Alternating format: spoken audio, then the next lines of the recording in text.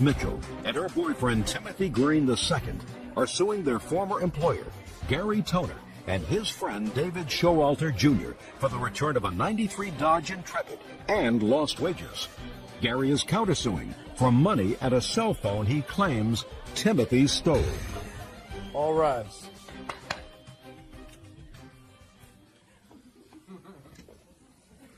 Your Honor, this is case number 458 on the calendar in the matter of Green, Mitchell versus Toner, Showalter. Parties have been sworn in, Your Honor. You may be seated. All right, here's another one of those convoluted cases where I need a roadmap just to get through the papers. Let me see if I've managed to, at least in some small measure, dissect it. You and your fiancé worked for this gentleman. Yes, Your Honor. Whose name is? Gary Toner, Your Honor. He also worked for him. Yes, Your Honor. He had a car that he wanted to sell. You agreed to buy the car. Yes, Your Honor. This is your story. You made payments on the car. Yes, Your Honor. You repaired the car. Yes, He Your Honor. gave you the title to the car. Yes. Gave you the registration to the car. Yes, Your Honor. And then one day, your fiancé, who was using the car to make pizza deliveries, because that's what Mr. Toner does, he's in the pizza business. Yes, Your Honor. He got robbed Yes. at gunpoint. Yes, Your Honor. After making a whole bunch of deliveries, he had about $800 with him. Yes, Your Honor. Mr. Toner didn't believe that Mr. Green got robbed. Yes, Your Honor. So they came and took your car. Yes, Your Honor. So you want your car back. Yes, Your Honor. Now, Mr. Showalter, he says, I never sold him my car. He says, Mr. Toner and I let Mr. Green use the car sort of like a rental for work and for pleasure and to make our pizza deliveries. And when he got robbed, we took the car back because we figured he wasn't going to be working for us anymore, so they took it back. Yes, ma'am. You got this so far? I'm trying to keep up. Try to keep up. Try to keep up. And Mr. Toner has a cross complaint. He says he wants the money back that Mr. Green stole because he didn't get robbed. He stole the money and also a cell phone that was the business cell phone that you allegedly have. That's your counterclaim. Yes, ma'am. All right. When did you purchase this car, Miss Mitchell?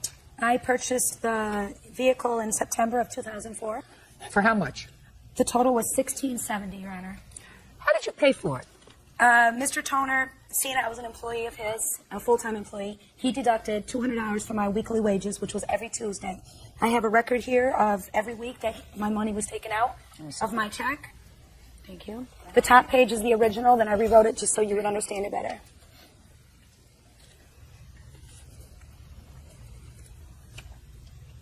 Well, this is cash payment. Your Honor, it was off the books. While I was with Mr. Toner for 3 years, I was paid off the books. That's just how things were done. Not totally true, Your Honor. It's not what? Not totally true, Your Honor. It's enough true so that the IRS is going to be interested in this case. Everybody perk up. Perk up, perk up. You know something? If I keep going along like this, Bert, I'm going to balance the budget.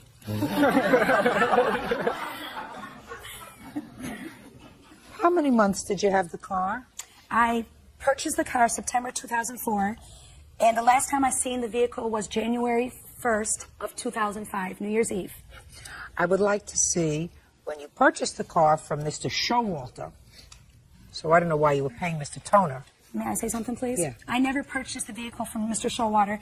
Mr. Toner bought the vehicle at the city public auction and sold it to me because I was an employee. So Mr. Toner, it was Mr. Toner's car. Yes, ma'am. He purchased it at the auction. Let me see the paperwork he gave you in either September or later. Mr. Toner never gave me the paperwork. I was given a title in September by Mr. Showalter. Well, let me see it. They had the title. They did a duplicate of it and stopped the title at the DMV, ma'am. Well, I want to see what paperwork you have that is evidence of Oh, this, okay. As far of as the my sale. receipts and all, I don't have a bill of sales. Mr. Toner never gave me a bill of sales, Your Honor. The proof I have are all the receipts for the 93 Intrepid. It's stated on all these receipts. Let me see. Also, I have the police report, Your Honor. Just a second, just a second, just a second.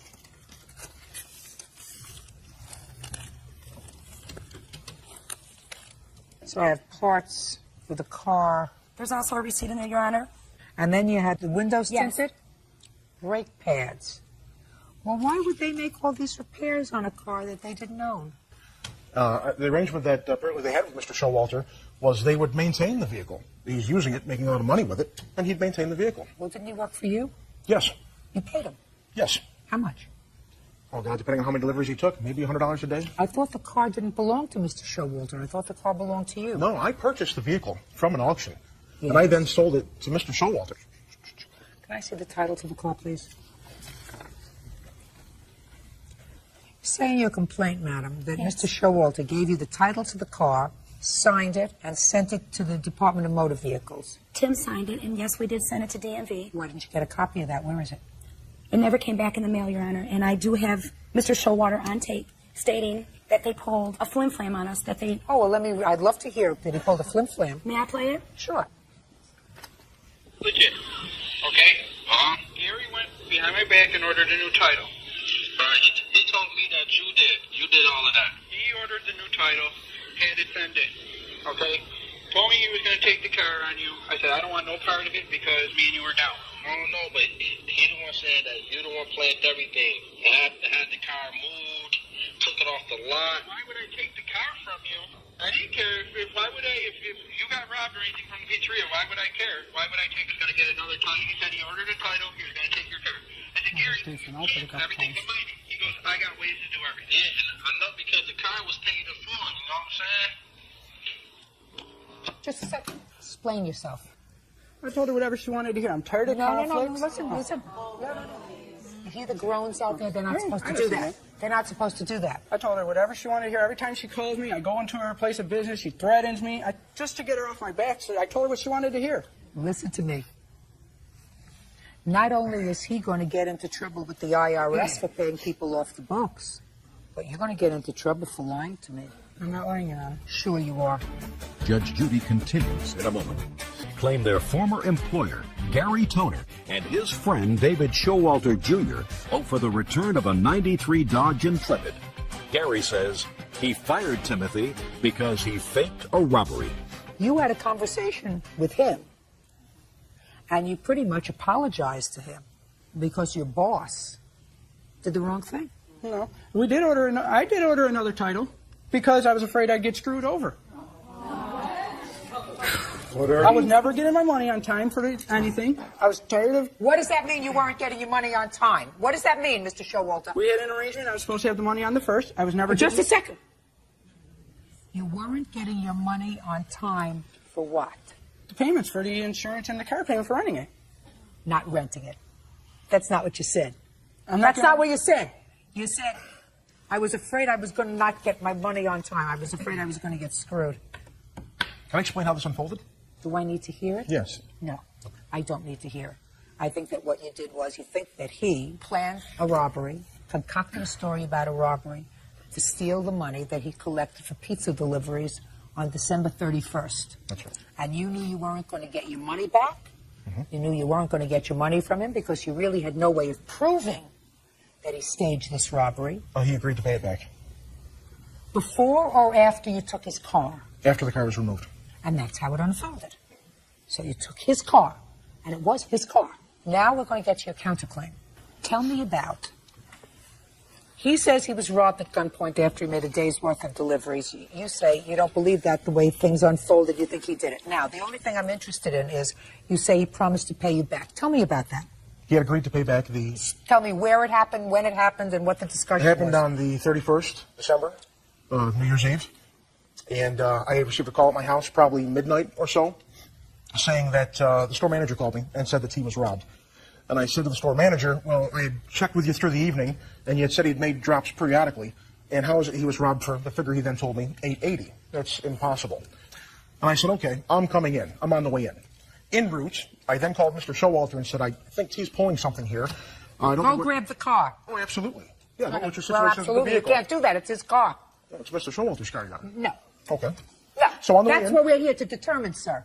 Okay. And I'm telling you right now, after I heard that tape, I have determined it's her car. Okay. So then on the way You in... took it as hostage. No, that's not true, Your Honor. Sure. What prompted you to take the car at that point, sir? Oh, I didn't take the car. I simply mentioned to Dave, if you still have money outstanding, you might want to consider taking back your vehicle. Because Steve What probably does owns that his mean? job. Just a second. What does that mean if you still have any money outstanding? Paying for the car. He was behind insurance at that point by 1 month. You know that you thought of that very, very fast, sir. But you No, already, sir. put, No, but no, you Your already, Honor, that's but you true. already put your foot in your mouth. If they're behind at all in the car, you better go get it. Go ahead. So I came in. I picked up T, who was at the restaurant. We then drove to the location. Would you please just tell me when he told you he would pay you back?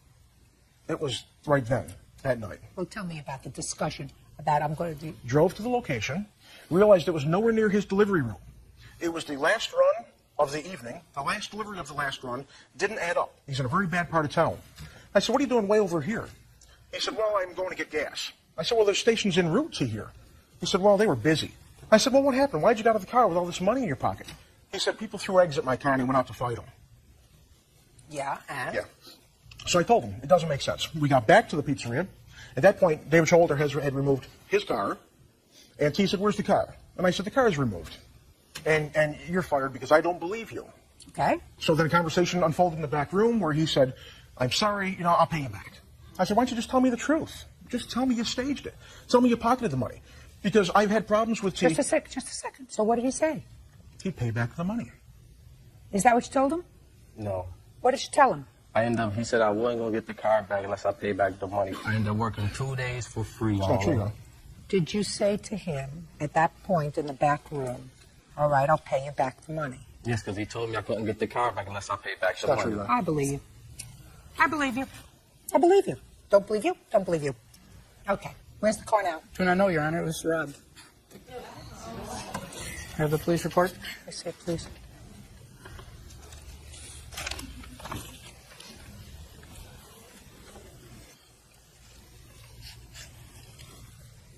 Did they ever recover it?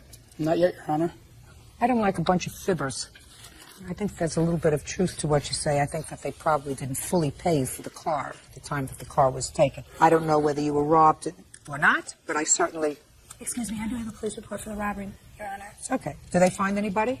No, Your Honor. It just is his statement that he was robbed. Yes, Your Honor. It also made the newspaper.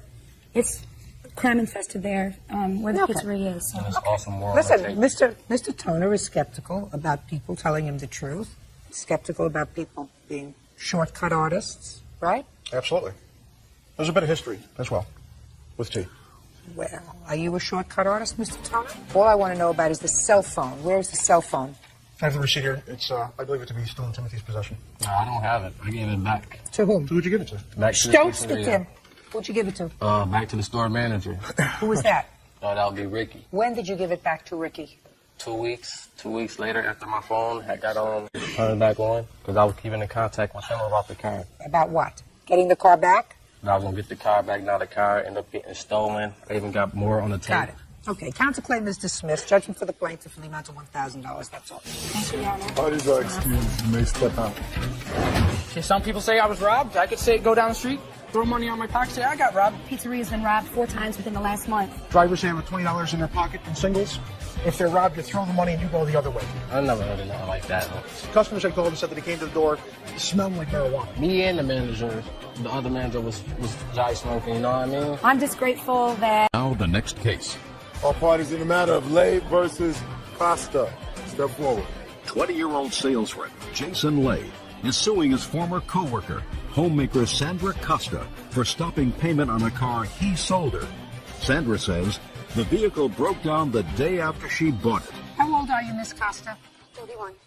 Married or single? Single. You have children? Yes. How many? 4. How do you support them? I've been getting jobs. I just had my last baby not too long ago, in last April, and I was just starting to get back on the roll of getting back to work. Does the father of these children live with you? No, he doesn't. Actually, he just passed away in November.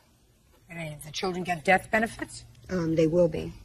You've had cars before? Yes. You've bought used cars before? Yes. Okay. This is what this case is about. Mr. Lay sold you a used car for $500. Right. And it broke down either on the way home or the next day. Right. Was it on the way home or the It next was day? the very next day. But you drove the car from his house to your house? Yes. How many miles was that? give or take about 50 or 60 miles. Broke down. And then you stopped payment on the check. After 4 days after he had said he would be there. And you want your money. Yes, ma'am. How long had you had the car? About a month and a half before I sold it to her. Who did you buy it from? I bought it from a friend of mine. For how much? $350. Did you do anything to the car? Yes, when I got it, it wasn't running, so I put some spark plugs, wires, that kind of thing, just made it to where it was running pretty good. And I'd actually planned on keeping it. When she was working with me, she told me that she needed a car pretty bad, so I decided to sell it to her. Okay. Ms. Costa, you can't stop payment on the check. Your Honor, he never gave me a bill of sale, a receipt, or a title for the vehicle. So what?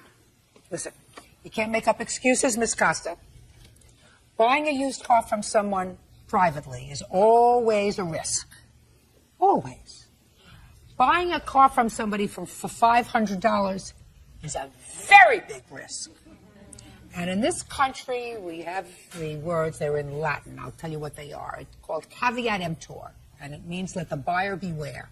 When you buy a used car from somebody for $500, you don't expect it to keep running. If it does, you've really pretty good. You owe them $500. All the rest of the stuff that you want, you can't get. Your aggravation, your lost wages, Well, Your Honor, it was punitive more... damages, harassment. It was more the harassment charge because of the tape that I have right here. Her boyfriend had called after this incident had happened and had threatened my life, had threatened my family's life. This boyfriend? I don't know who it is. I've never seen him. I've only heard him on my voicemail. He had called up via voicemail threatening me and my family's life, and I was very threatened of it. But not her. Well, She didn't call. it was her and her boyfriend that was there. He even says on the Listen to me. tape. This is probably the boyfriend. You the boyfriend? Just a friend. Just a friend. Are you the friend that went and picked her up and got the car? Yes. Right? Yes. You're the friend? Yes. You mean she has a boyfriend other than you? She don't have a boyfriend. Then it must be you. She has a friend. Judge for the plaintiff for the amount of $500. That's all. Parties are excused. You may step back. I tried to do a good deed there, and came back, and now I'm here. It apparently has been towed off to a tow yard. I was very threatened for my life. I mean, obviously, she picked up the car from my house, so she knows where I live. It wasn't me that made the phone call. It was somebody else. She could have showed up at any time. For the cost of a plane ticket to Lisbon, Portugal. This used to be your boyfriend. He's not your boyfriend anymore. Correct. You and your family, I assume your family, were going to Portugal to visit relatives. It is your claim that you laid out money for him to go on that family trip with the understanding that he was going to pay you back. That's correct. Mr. Spearman says there was never an agreement to pay you back for the trip. You wanted him to accompany you. You wanted him to meet your family. And he didn't have the money, so you agreed to pay for it. Yes. Well, tell me about the agreement that you had with him, Mr. Santos. I had spoken to him about possibly going, and I had wanted him to go. And he had always told me that he wanted to go to Europe, and he had wanted to visit several places in Europe. So I suggested for him to come with me, and he wanted to. So I purchased a plane ticket, and he had always told me that he was going to pay me back. Why didn't he purchase the plane ticket? He did not have a credit card, I believe, and he didn't have enough money to purchase it himself. So he had no money? Yeah, not at all. Well, how could he go on a trip if he had no money? Well, he had just started working in a new job, and he said that he was going to pay me back when he got the money. Did you agree to pay her back? Never. Well, tell me how it happened, Mr. Spearman. Well, we were dating on and off, and she originally went to visit her parents down there. So she had the ticket to go down there. While we were broken up, we got back together. That's why she was going down there when I went. Sorry, a little nervous. Try looking at me. Sorry. That'll make you even more nervous. I don't. Jennifer DeSantis says ex-boyfriend Dwayne Spearman owes for the cost of a trip to Portugal. Dwayne claims that Jennifer insisted he accompany her. Go ahead. I had to get the time off work at first, which I didn't think I was going to be able to do. When they said I could have the time off, I told her, all right, I could come, but I don't have the money. I have a bank statement that shows I didn't have any money. It was in the negatives. She agrees you had no money. Yes. She told everyone she was going to pay for me. She told my witness. She told my parents. Even on her life journal, I have a paper that says that she would pay for the plane ticket. I was like, why not? Well, first let me see the paper that says she's going to pay for the plane ticket.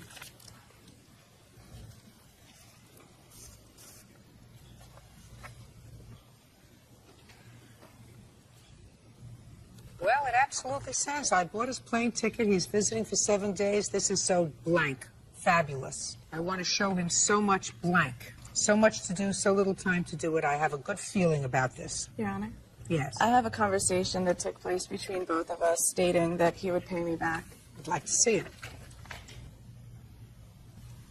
I highlighted some of the main parts, and there's 2 screen names listed. I don't know if you can figure it out. He says, I said I'll pay you back eventually.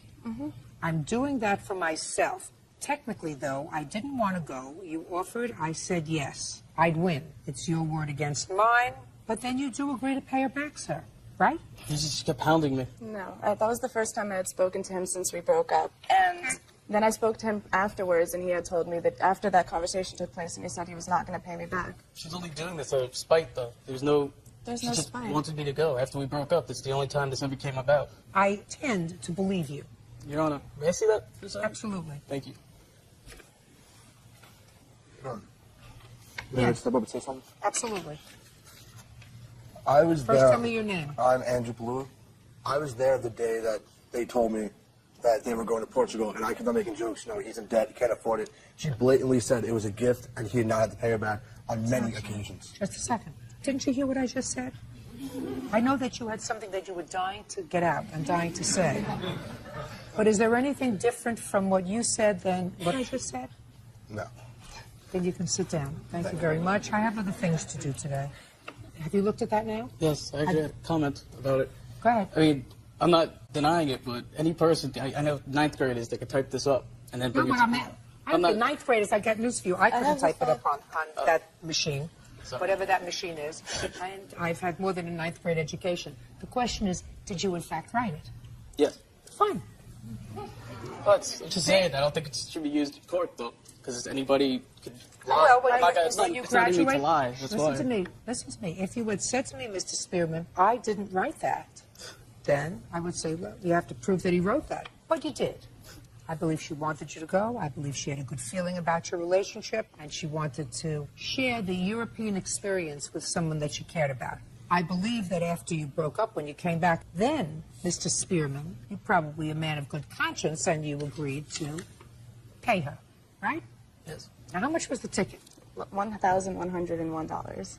Okay. And I tell you right now that the expenses that you had while you were in Portugal were limited. Your parents took you out for most of the meals that you were there, and whatever other money that you spent, you spent. But I believe he has the responsibility to pay you back for his airplane ticket. You agree with that, sir? No, but I respect it. I'm glad, because that email, or whatever that is, that conversation that you had, suggests that you are a man of good character. You don't want me to think otherwise, do you? No. Great. Judgment for the plaintiff in the amount of $1,101. That's all. Save our relationship. It's untrue. I'm happy in a new relationship. And Receptionist Kalita Thompson is suing the father of her child, truck driver Demetrius Webb, for filing a false restraining order, the return of personal belongings, and unpaid daycare expenses. Demetrius is countersuing for the return of jewelry and for moving expenses.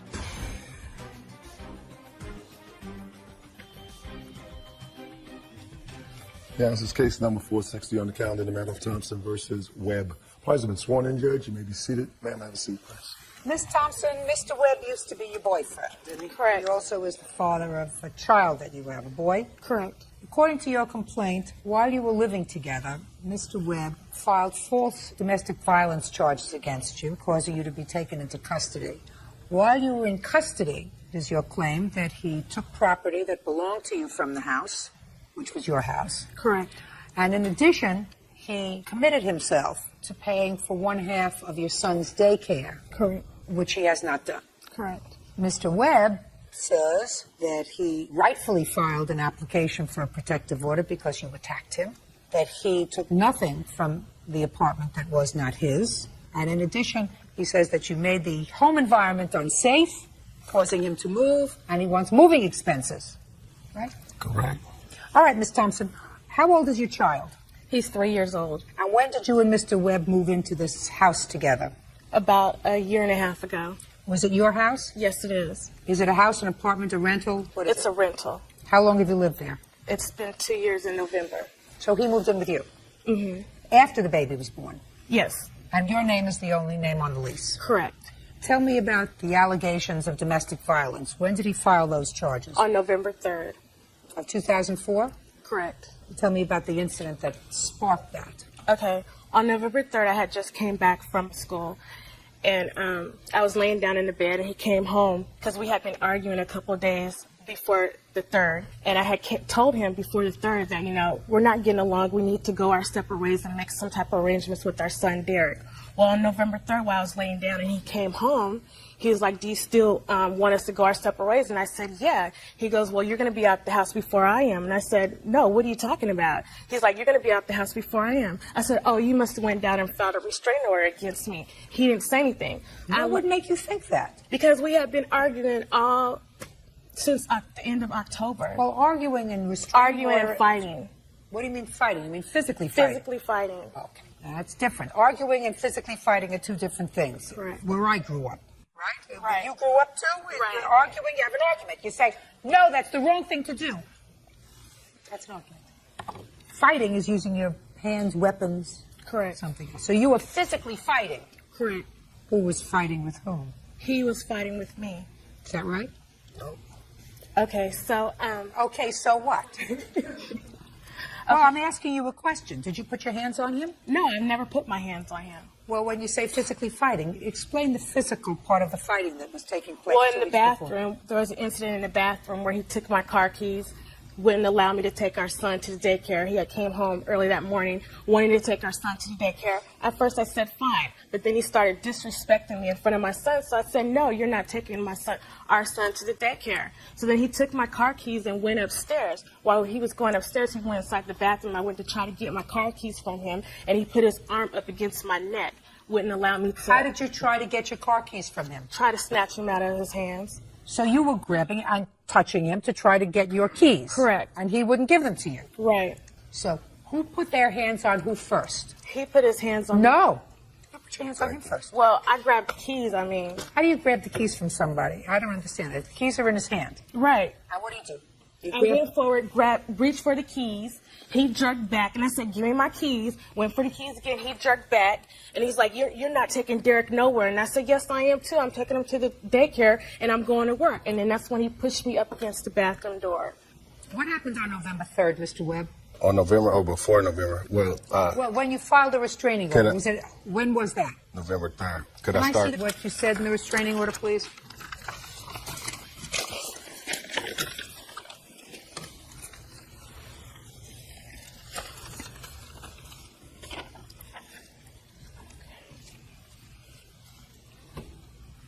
Okay, this is what you say. You say on November 2nd, which was the date of the abuse, sir, according to you, she did something to you at your house. I want you to tell me what it is that she did.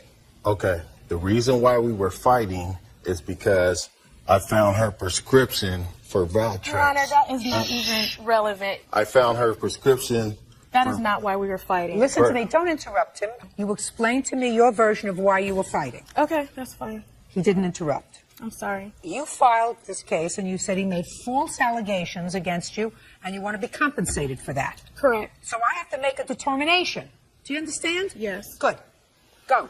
Okay. I found a prescription bottle for Valtrex, and I didn't know what it was. I looked it up on the internet and found out that Valtrex is for herpes.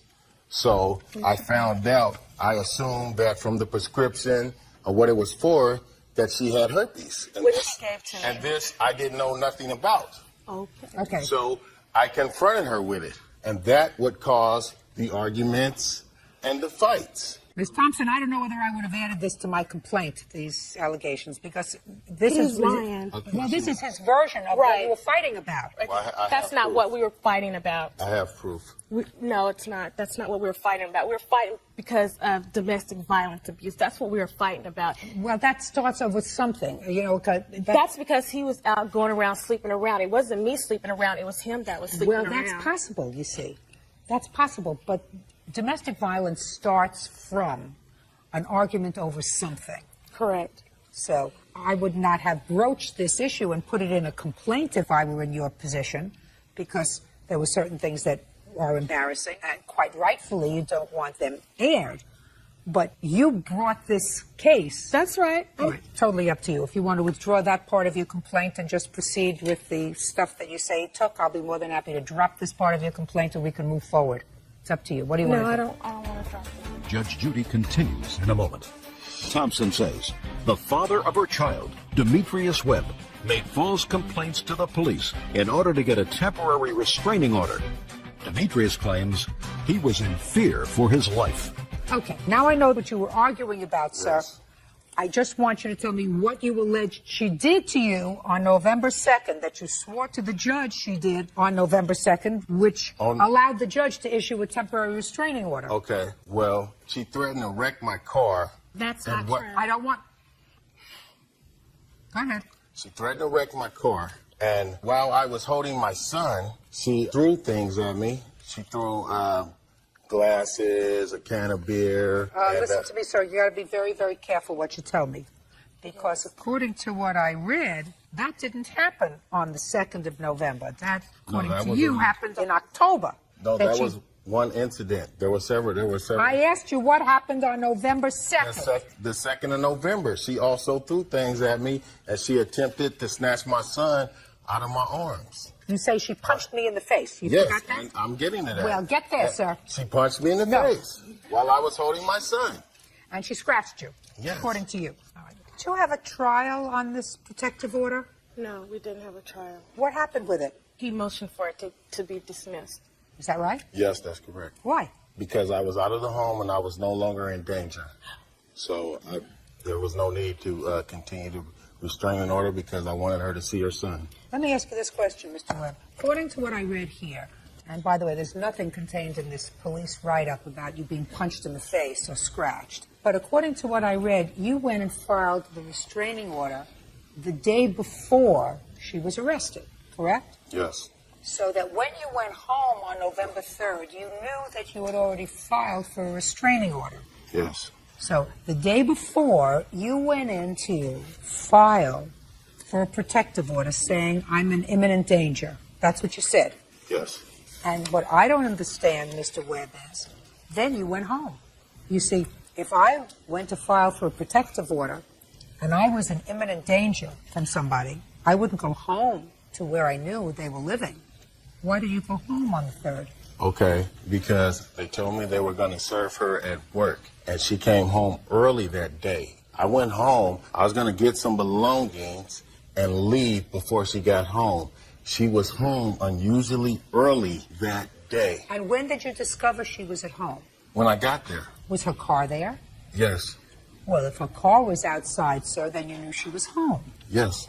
Then what did you go inside for? I went inside to get some belongings. Well, Mr. Webb, what I'm saying to you, sir, is if I were afraid for my life and my safety, I would say, I'm going to wait until they serve this lady.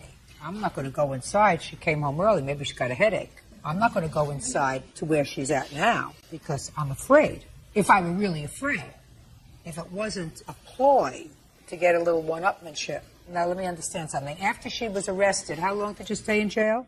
Not in jail. I was restrained from the house for 7 days. So you were out of the house for 7 days. Correct. Where was your son?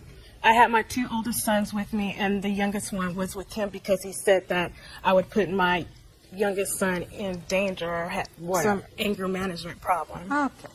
And then you went into court, sir, and you withdrew the protective order after 7 days. Is that right? Yes. You mean in 7 days you got back together, you discussed things nicely with No. each other? No, because the danger was in the home. I wasn't in the home anymore.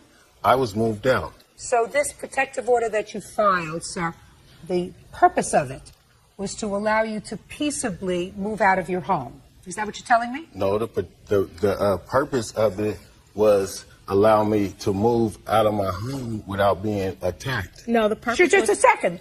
I said to move out of your home peacefully. Yeah, that's cool. Well, that's correct. Yeah. Well, then you were abusing the system, sir. No, I wasn't. No, because that's not what you wrote here. It's not what you told the judge. If you had said in your moving papers, listen, we've been fighting. I just want to be able to get my things and move out of the house without any problem. Judge would have said, fine. I will give you an order that says that you, in the company of a police officer, may go home, remove your personal property, and leave. That's not what you said here. You said you were in danger, your son was in danger. In the time when I got the restraining order, I wasn't even planning on moving. Let me tell you something, sir.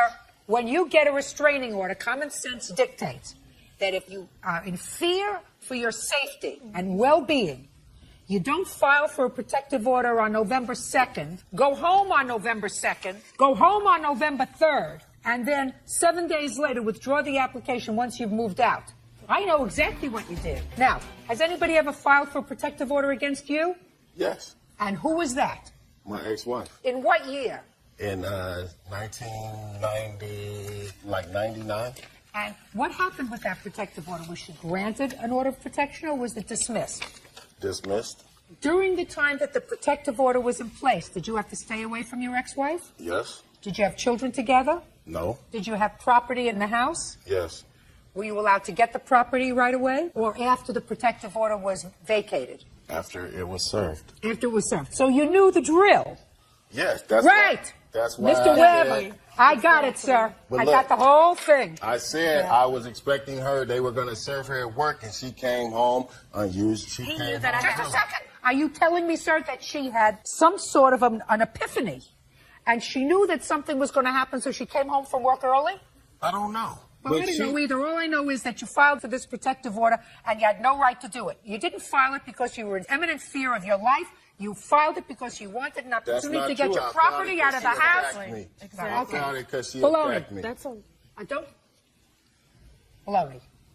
Now, what personal property do you claim he took that's yours? Don't give me a laundry list. I'm not interested. He took my clothes, shoes, computer, kitchen items. I'm not interested in kitchen items. Well, I'm not interested mainly my clothes and my shoes and my computer. What would he do with your clothes and your shoes? Ask him that. I mean, he took even my dirty clothes, underwears and bras, and left only one shoe for each pair. Let's go.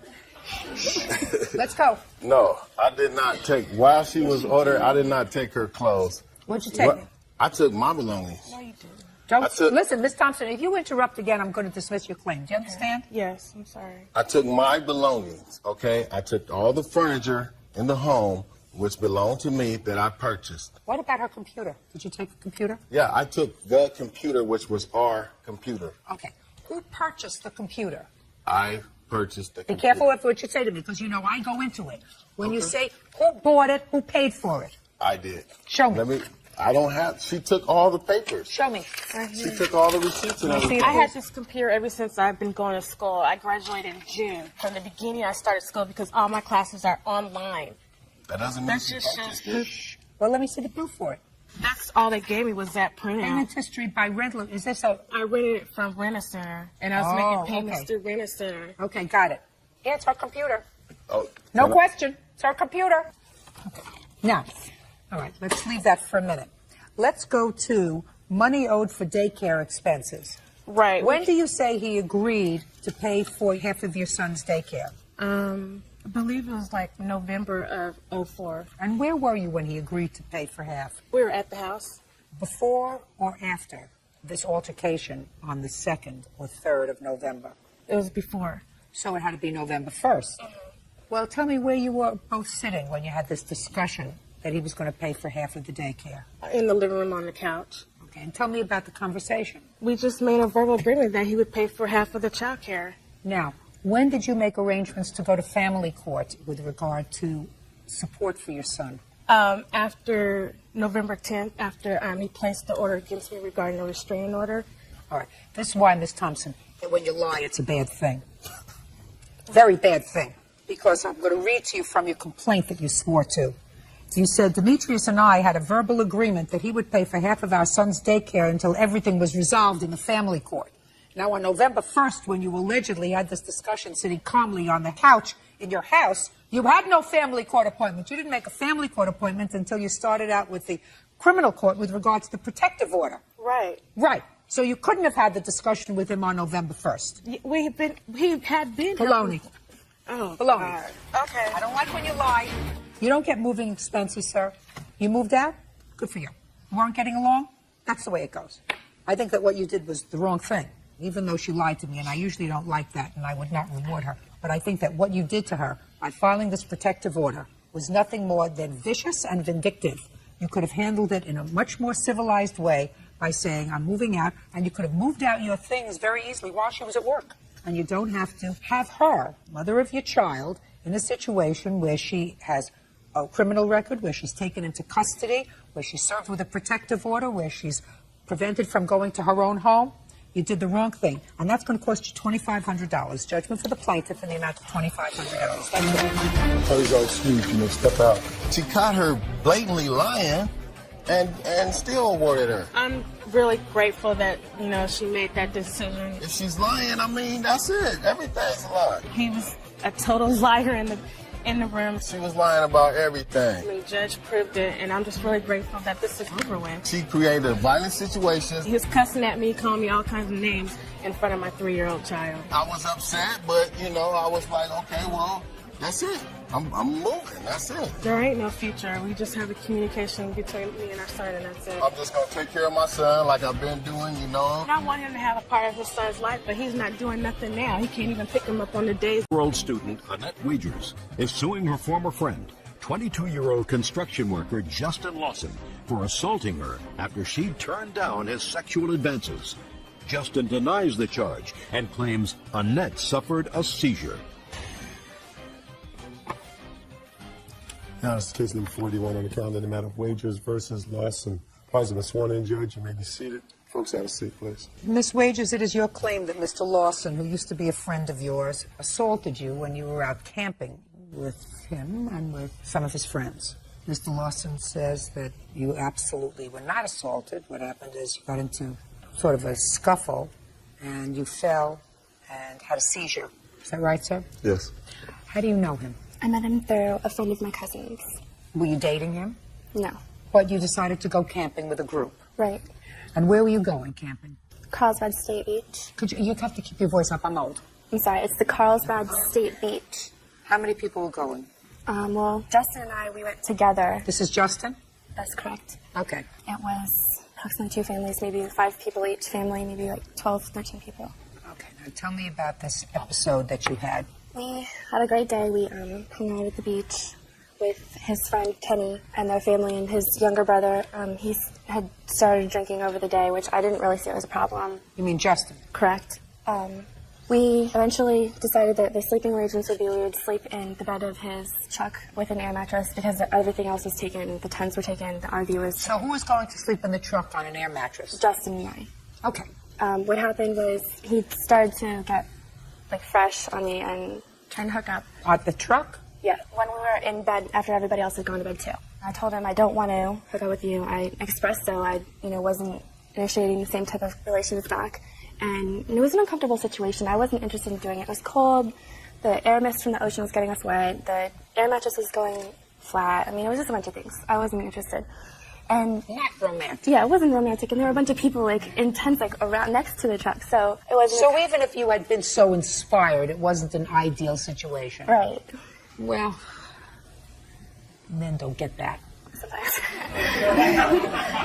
They could have mist on their face. They could have soot on their face. It could be raining rodents. It doesn't make any difference. Very often they don't need that kind of inspiration. So what happened next, Miss Wagers? Well, after telling him no, he just became really annoyed with me, and he was calling me baby, he was calling me the B word, and all these other things. So I told him, I'm going to leave if this is how you're going to treat me. So I got out of the truck and went to the exit of the campsite of our lot and then went to the right. Unfortunately, that's a dead end. It's not an exit to leave the park. What time is this? Maybe 9:45, 9:30. How did you plan on getting home? My mom lives less than a mile away on Coast great. Highway, so I was going to walk. So you're going to walk home? Mm-hmm. Go ahead. So I started to walk down there, and he followed me down. He started in on me, started talking to me. You can't leave. You can't do this. So he started grabbing my arms, and he was really adamant about making his point to me. And he grabbed my biceps right here, and then was shaking me, and he was screaming at me, literally screaming in my face. We heard a noise from about 200 feet off, adjacent behind us. And we looked over, and I saw his friend Kenny, and then Kenny's cousin. And, it's unmistakable because Kenny's 6'7". So, there are not too many people that tall. So So I was like, that's Kenny. He can see you. You better stop. He's watching you. So he stops. He starts to calm down, and he's telling me, please don't be mad at me. Just please. He's like begging me, literally like crying, doing these motions. And so I was, okay, well, if you can settle down, then I'll go back there. So I go back, and he had even tried to hold my hand on the walk back. But I was just like, no, I'm not going to hold your hand after you just been doing that and shaking and stuff. And he got mad about it and stayed behind. And so I went back to the campsite by myself. When I arrived there, I saw Kenny and his cousin sitting there. And he looked really somber, and he's sitting there, and he's asking me, are you okay? Is this Kenny? That's Kenny, yes. You remember that happening? I don't remember me saying if she was okay or anything. I just remember the incident. Good. All right, let's get to it. So you're back at the campsite now. Mm-hmm. So I'm sitting there with Kenny. He's asking me if I'm okay and whatnot. Justin comes up and he says, get over here. And I turned to him and I said, listen, I've already explained to you, if you're going to talk to me that way, I'm not going to talk to you. So he comes out nicely, please, I just want to talk to you. Starts bothering me with that, begging again. So I go talk to him again. And I decide, okay, we can go to sleep now. This is enough of this. Let's just let it go. So we go into the bed, and he starts to do it again. He was like, getting close to me and trying to kiss me and stuff. And I was like, you know what, finally, I'm going to leave. I listed off the reasons why. Okay, you should have done that the first time. So you got out of the truck. What happened when you got out of the truck? This time I went the right way down to the exit, and he comes running up behind me, telling me, don't leave, don't leave. And he grabs my arms again. So that time, I was really fed up with the situation. My hands were like this, and I pushed him, forward. I was like, yeah, get off of me. And I started walking away, and he really couldn't handle the fact that I was walking away. Well, you called him a name also. Well, I called him a moron in the end. Okay, so you called him a moron. And after you called him a moron, what happened? Well, what happened is he called me a firsthand, and then I said, I can't be I'm not sleeping with you. You're a moron.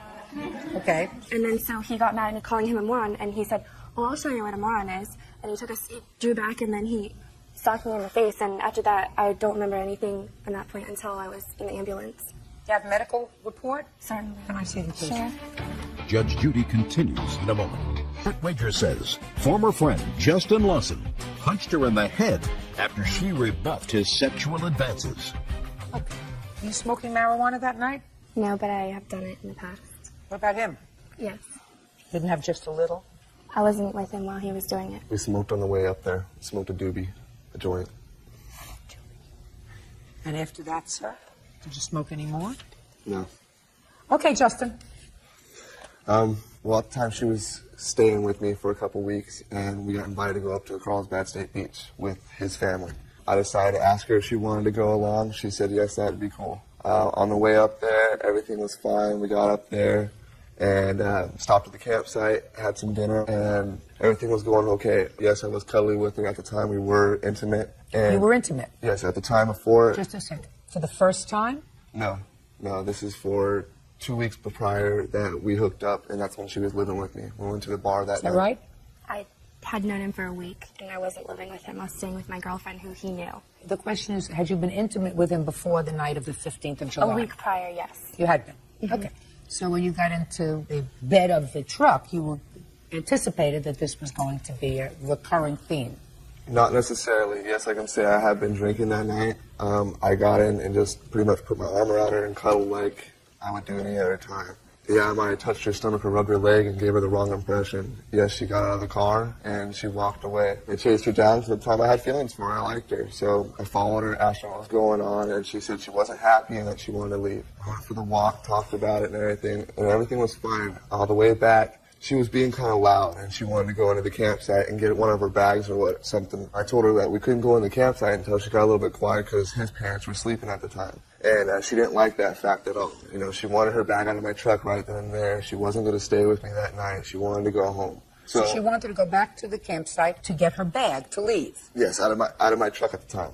And at the time, I couldn't let her in just because of my parents were sleeping and she was being loud. She was being belligerent. At the time of that, Kenny walked up with his cousin, asked us what was going on. She said nothing was going on and went in and got her bag or whatever. Well, she started walking off, and I called her name for walking off. Called her a name? Yes, I called her a B for walking off, You mean for leaving? For leaving, yes. I didn't understand what was going on. I didn't understand what was happening. All night long, everything was great. Through dinner, everything was great. And then this was the second time, Justin, that she was trying to leave. Yeah, she tried to walk away, and I stopped her before, yes. So why didn't you just let her leave? Well, the second time when she turned around, you know, I said, you know, I don't know why you're being a B. You know, I don't see why we can't just talk and see what's going on. Because I didn't know what was going on. All of a sudden, she just turned on me. I mean, it was all night long she was cool, and then all of a sudden she turned on me, and it was total different face. So finally I told her, I said, well, yeah, why don't you go home? And so she started walking or whatever. Well, I said something underneath my breath, and she heard me, and she didn't like what I said. To this day, I cannot remember exactly what I said. I might have called her an H or something, but I don't know for sure. She turned around, came over, and started pushing on me. She lunged the last time. I stepped out of the way. She fell down. She was laying on her face. I waited for her to get up or whatever, and she didn't move at all, so I rolled her over, and she was having a seizure. At the time, he ran in and got his dad. His dad's diabetic, has seizures and stuff. So he's like, she's having a seizure right now. Don't touch her. Who said that? His father. I don't care what you say his father says. That's hearsay. If his father wanted to support your position, he could have been here. He's at work, son. That's your story. Your story is she fell over and she was having a seizure. Yes. She never had a seizure before in her life. Well, the paramedics, when they came to pick her up, she got up and walked to the ambulance herself. You know, she was... Did you tell the paramedics she had a seizure? No, Are you the friend that told the paramedics that she had a seizure, Justin? I told the ranger that I thought she was having a seizure. You told the ranger that you thought she was having a seizure? Yeah. How from a seizure did she have a swollen problem with her temporomandibular joint? Because she fell face first on the ground. You fall face first. You fall over here. You don't fall on your side. Well, when I rolled her over, she was laying with her face like this, like with her arms out. Justin, I don't buy that, honey. No, I'm sorry. Justin, I don't buy that, my dear. You know why? Because it doesn't make sense. Because if you're having a seizure and you fall, and even if you fall on your side, you fall on this side of your head, you don't. It's very hard to fall on this indentation unless you happen to be unlucky enough to fall on a rock that's sticking out on this part of your face. So you could fall over here, you could fall over here, fall on the front of your face, but to fall and get this part of your face, that's quite a trick. You want to be in Cirque du Soleil. That's why I don't buy what you're saying to me, Justin. Okay. Don't buy it, my dear. And the fact that you went to the hospital afterwards with her and waited for her to wake up and told the doctor before she woke up that she had had a seizure. That's what, you're the friend. You did go to the hospital with her, didn't you? Yes, I did. Yeah. Were you nervous? At the hospital? Yeah. I was crying the whole time. I didn't know what don't blame happened you to for her. crying. I don't think that you meant anything to happen bad to her that night. I think you had a little too much to drink and a little too much to smoke. And she wanted to leave and she wanted to go home and you didn't want her to go home. And you left out the fact that, according to your answer, you said, I grabbed her bag to throw it back in my truck, but she kept pushing me trying to get her bag back. How come you forgot that? How come you forgot to tell me that you weren't letting her leave, that you took her bag and you were throwing it in your truck because you were trying to prevent her from leaving? Well, I just told her that I was going to grab her bag, and I grabbed it as I was saying, I'll take you home in the morning. And at that time, it was no problem. Until How come you didn't tell me that, Justin? I don't know. I'm sorry I left it out. It's a good story, Justin. It doesn't wash with me. I think you got angry with her. I think that you called you a moron. You hauled off and socked her, and I think she fell down and she hit her head, and you got a little bit nervous. Well, I didn't sock her. Well, that's what I think you did. And since my judgment is the only one that counts, and since her story is supported by what I'm reading in the medical reports, judgment for the plaintiff in the amount of $3,900. Thank you very much. Parties are excused. You may step out. We've known each other for a week, so it wasn't a long-term relationship or anything to get really serious about. You can't say boyfriend and girl if I can say sexual partners. Well, she tried to leave the situation. And now the next case. All parties in the matter of Lombardo versus Rao. Step forward, please.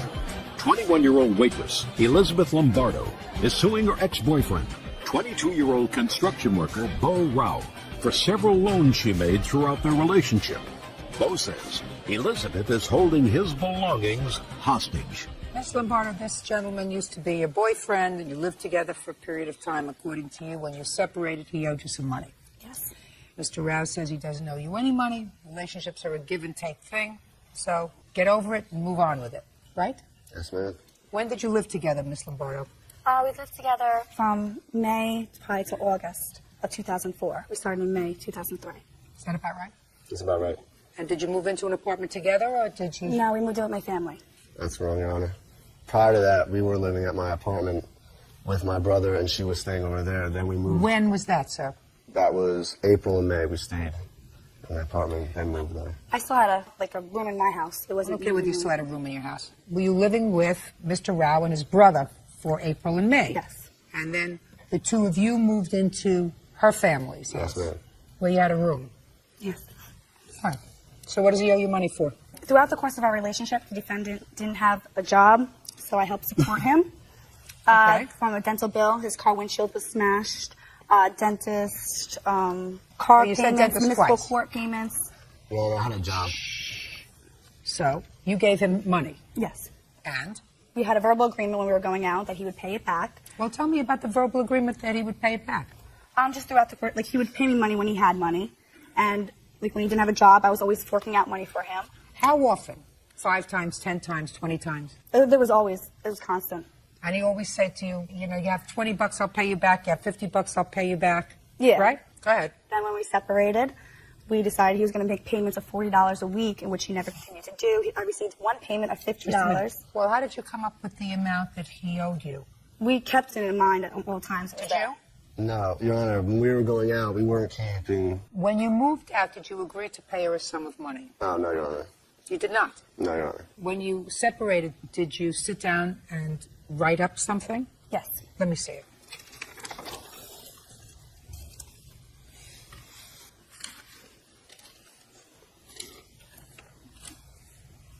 Did you sign this IOU? No, Your Honor. And for us to sign each other's name on something was pretty common. I could show you receipts with my signing for her debit card, or her signing for my debit card. It was nothing. You didn't sign this? No, Your Honor. Right. Tell me the circumstances surrounding your separation, Mr. Rao. The relationship just got ridiculous. She was constantly lying. Everything that would come up would be a lie about something. I couldn't live at her house anymore. And I actually left for the weekend after a fight, and when I came back, all my stuff was at my parents' house, and she said I had to be out. So she moved your stuff She out? moved it with no notice of anything. So she wanted me out.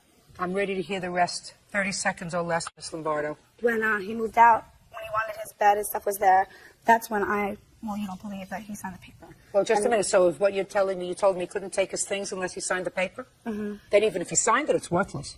He had this agreement with me. Let me explain something to you. He didn't.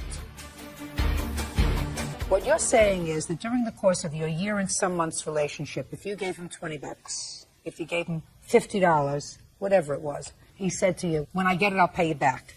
And that's what people do when they live together and they're not married. Don't worry, honey, I'll pay you back. That's not a loan. When two people play house and not commit to a relationship as we know it and get married, courts aren't interested in going over $20 here, $5 here, $15 there, $100 for the dentist, $12 for this. Courts aren't interested in doing that. We got other things to do. Mm-hmm.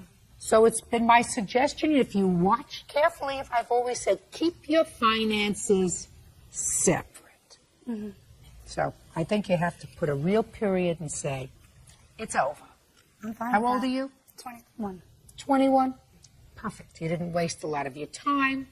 You didn't waste the best years. You didn't waste the flowing years. Who is this, by the way?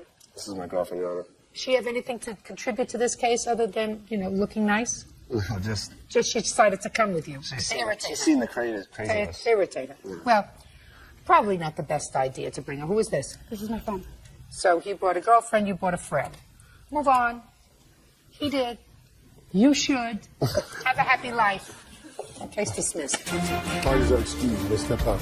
Just pathetic that he has to lie that I didn't lend him money, that I supported him, and that he didn't sign the paper when he did sign the paper. She makes up fake things. She lied. The whole relationship was basically a joke. You trust someone and you can't. It was out of trust and love because she's a nice person and... Sherry Ogden is suing her daughter, student Shannon Bentley, for a series of loans to help her get back on her feet. Sherry claims Shannon's house and car were seized in a drug raid. All rise.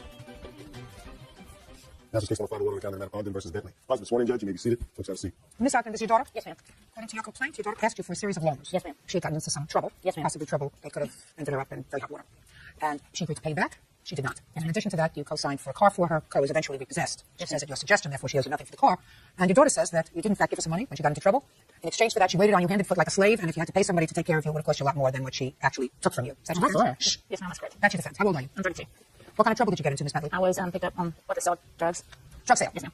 I haven't been charged yet, but I was picked up for that. When was that? That was September 1st, 2004. Are those charges still pending? Yes, ma'am. You have a lawyer involved in that Yes, case? What did you need money for? Well, whenever I first my mom offered me a place to stay to get back on my feet, to get cleaned up and stay out of trouble, and I took her up on it, and I had a couple hot checks. What do you mean hot checks? Well, I mean, I had written a couple checks, and they weren't covered off the money from the bank, but it wasn't. So you needed money? Right. She offered. I didn't ask. How much money did you need? I think that was $250 at that time, and there was also an incident where I was going through divorce at the same time, and I had my ex filed telephone harassment on me, and so I also had to file for that for court. I didn't ask her to pay it again. She offered. I was going to come up with the money.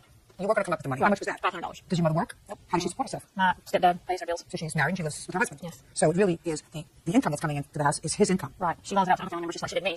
She offers it to other family members with the understanding that they're not going to pay her back. Or that they will if they can, whenever. If they don't, she wants it right then, and she wants it right then. Who are you? My witness, Robert Dillon. How is he related to you? He's my boyfriend. He was there whenever she offered to pay some of the bills for me and stuff. Was he also arrested on these drug charges? Yes, ma'am. You have the same lawyer or a different lawyer? Different lawyers. That's a good idea. You understand why you have a different lawyer, don't you? No.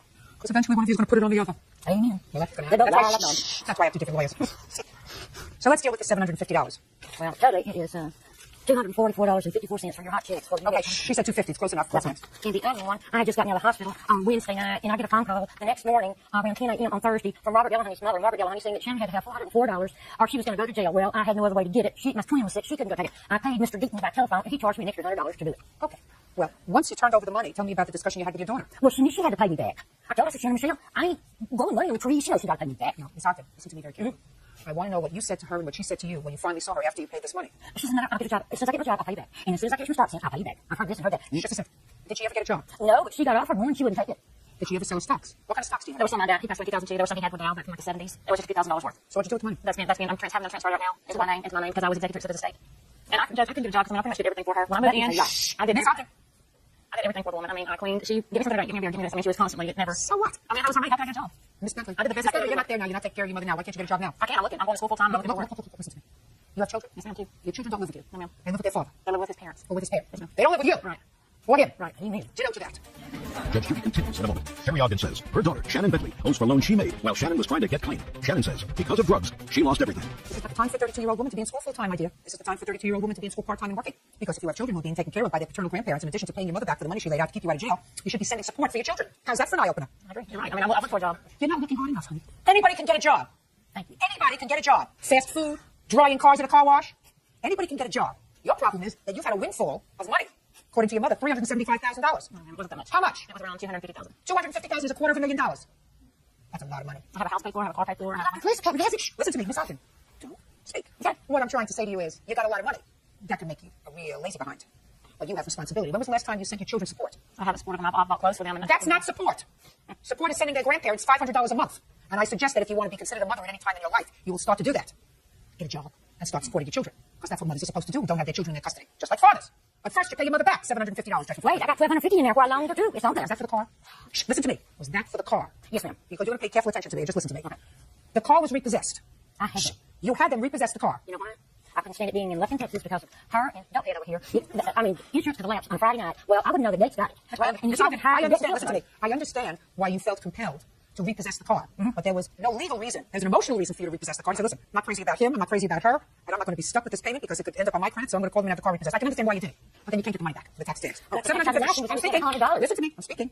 Judgment for the plaintiff, and you have $750. Judge, I'm telling you, this is take right now. No, listen. She owed me $750. That's it. How was our students? You missed about. She went through all of that money on drugs and nothing. Don't pay. I don't have. We don't have a house or cars. I mean, money's gone. This is strange. She didn't tell us about price line. I don't even drink beer. She didn't give me beer. She didn't wait on me from the rain and foot and man in the moon. Well, she's crazy because I mean, she takes my pills. She's not gonna feel head. It's on back and then so to other doctors and stuff. You know why she goes to school? She gets pale, but so way she knew about it. But my mom hasn't been good. She goes in on her own. She don't. She calls me occasionally. She don't leave her house. Leave her pill bottle. I love her. She gets the last right here, but she can't get the last right here. She better pay mine. And now the next case. All parties in the matter, Finnegan versus Cooper. Step forward, please. 19-year-old warehouse worker Justin Finnegan is suing 28-year-old student Catherine Cooper for backing into his car. Catherine says Justin was illegally parked. Mr. Finnegan, it is your claim that Miss Cooper damaged your car by backing into it. Yes, that is correct. And you want her to pay for the damage that was done to your car. Miss Cooper says that your car is, or was, and it's still in existence, an illegally parked piece of junk. Okay, where did this happen, Mr. Finnegan? No, listen to me. I didn't ask you to show me. It's not show and tell. Where did it happen? We're at the apartment complex. At an apartment complex. Whose apartment complex? Her old apartment complex and my witness Matt's apartment complex. You don't live there? No, I do not. What were you doing there? I was visiting with my friend Matthew. When? September 20th. 2004. Yes, that's correct. Now you can go over to your chart and show me where your car was. You say your car was parked. Yes. No, I was still running. I forgot my wallet, and I was parked right here. Well, that says driveway. It's written there, driveway. So you left your car running in the driveway. Where had your car been parked, Mr. Finnegan? My car was parked right here. That's his friend's car. When we had left, no one was there. That was where I was parked. Okay, so that's basically, you were occupying that space And then you backed out into the driveway, left your car running, and went back inside to get a wallet? Yes, that is correct. Okay, now my question to you is, why didn't you pull back into the parking space? Because we were just running in real quick. Not me. Don't tell me. You were driving? Yeah. It's your car, not me. You were running in. Who ran in? How many people I did it take to get a wallet? ran in real quick to grab the wallet. So you were driving. So my question to you is, why didn't you pull back into the parking space? I wasn't going to take that long. I was just running to grab the wallet and turn around. It was long enough for somebody to hit your car. She was backing out. It was long enough for somebody to hit your car. Then what happened, Mr. Finnegan? I grabbed the wallet, turned around, came out the front door, and we started yelling because she was coming close to the car. And who's we? Me and my witness Matt, and I had another friend outside, and we were all yelling, "Watch out! Watch out!" Just a second. Where was this witness? We were He, not me. Matt He. was standing right here, right outside of the. He was standing on the grass. What was he doing there? He had got out to talk to someone. And she hit your car. Yes, that's correct. All right, show me.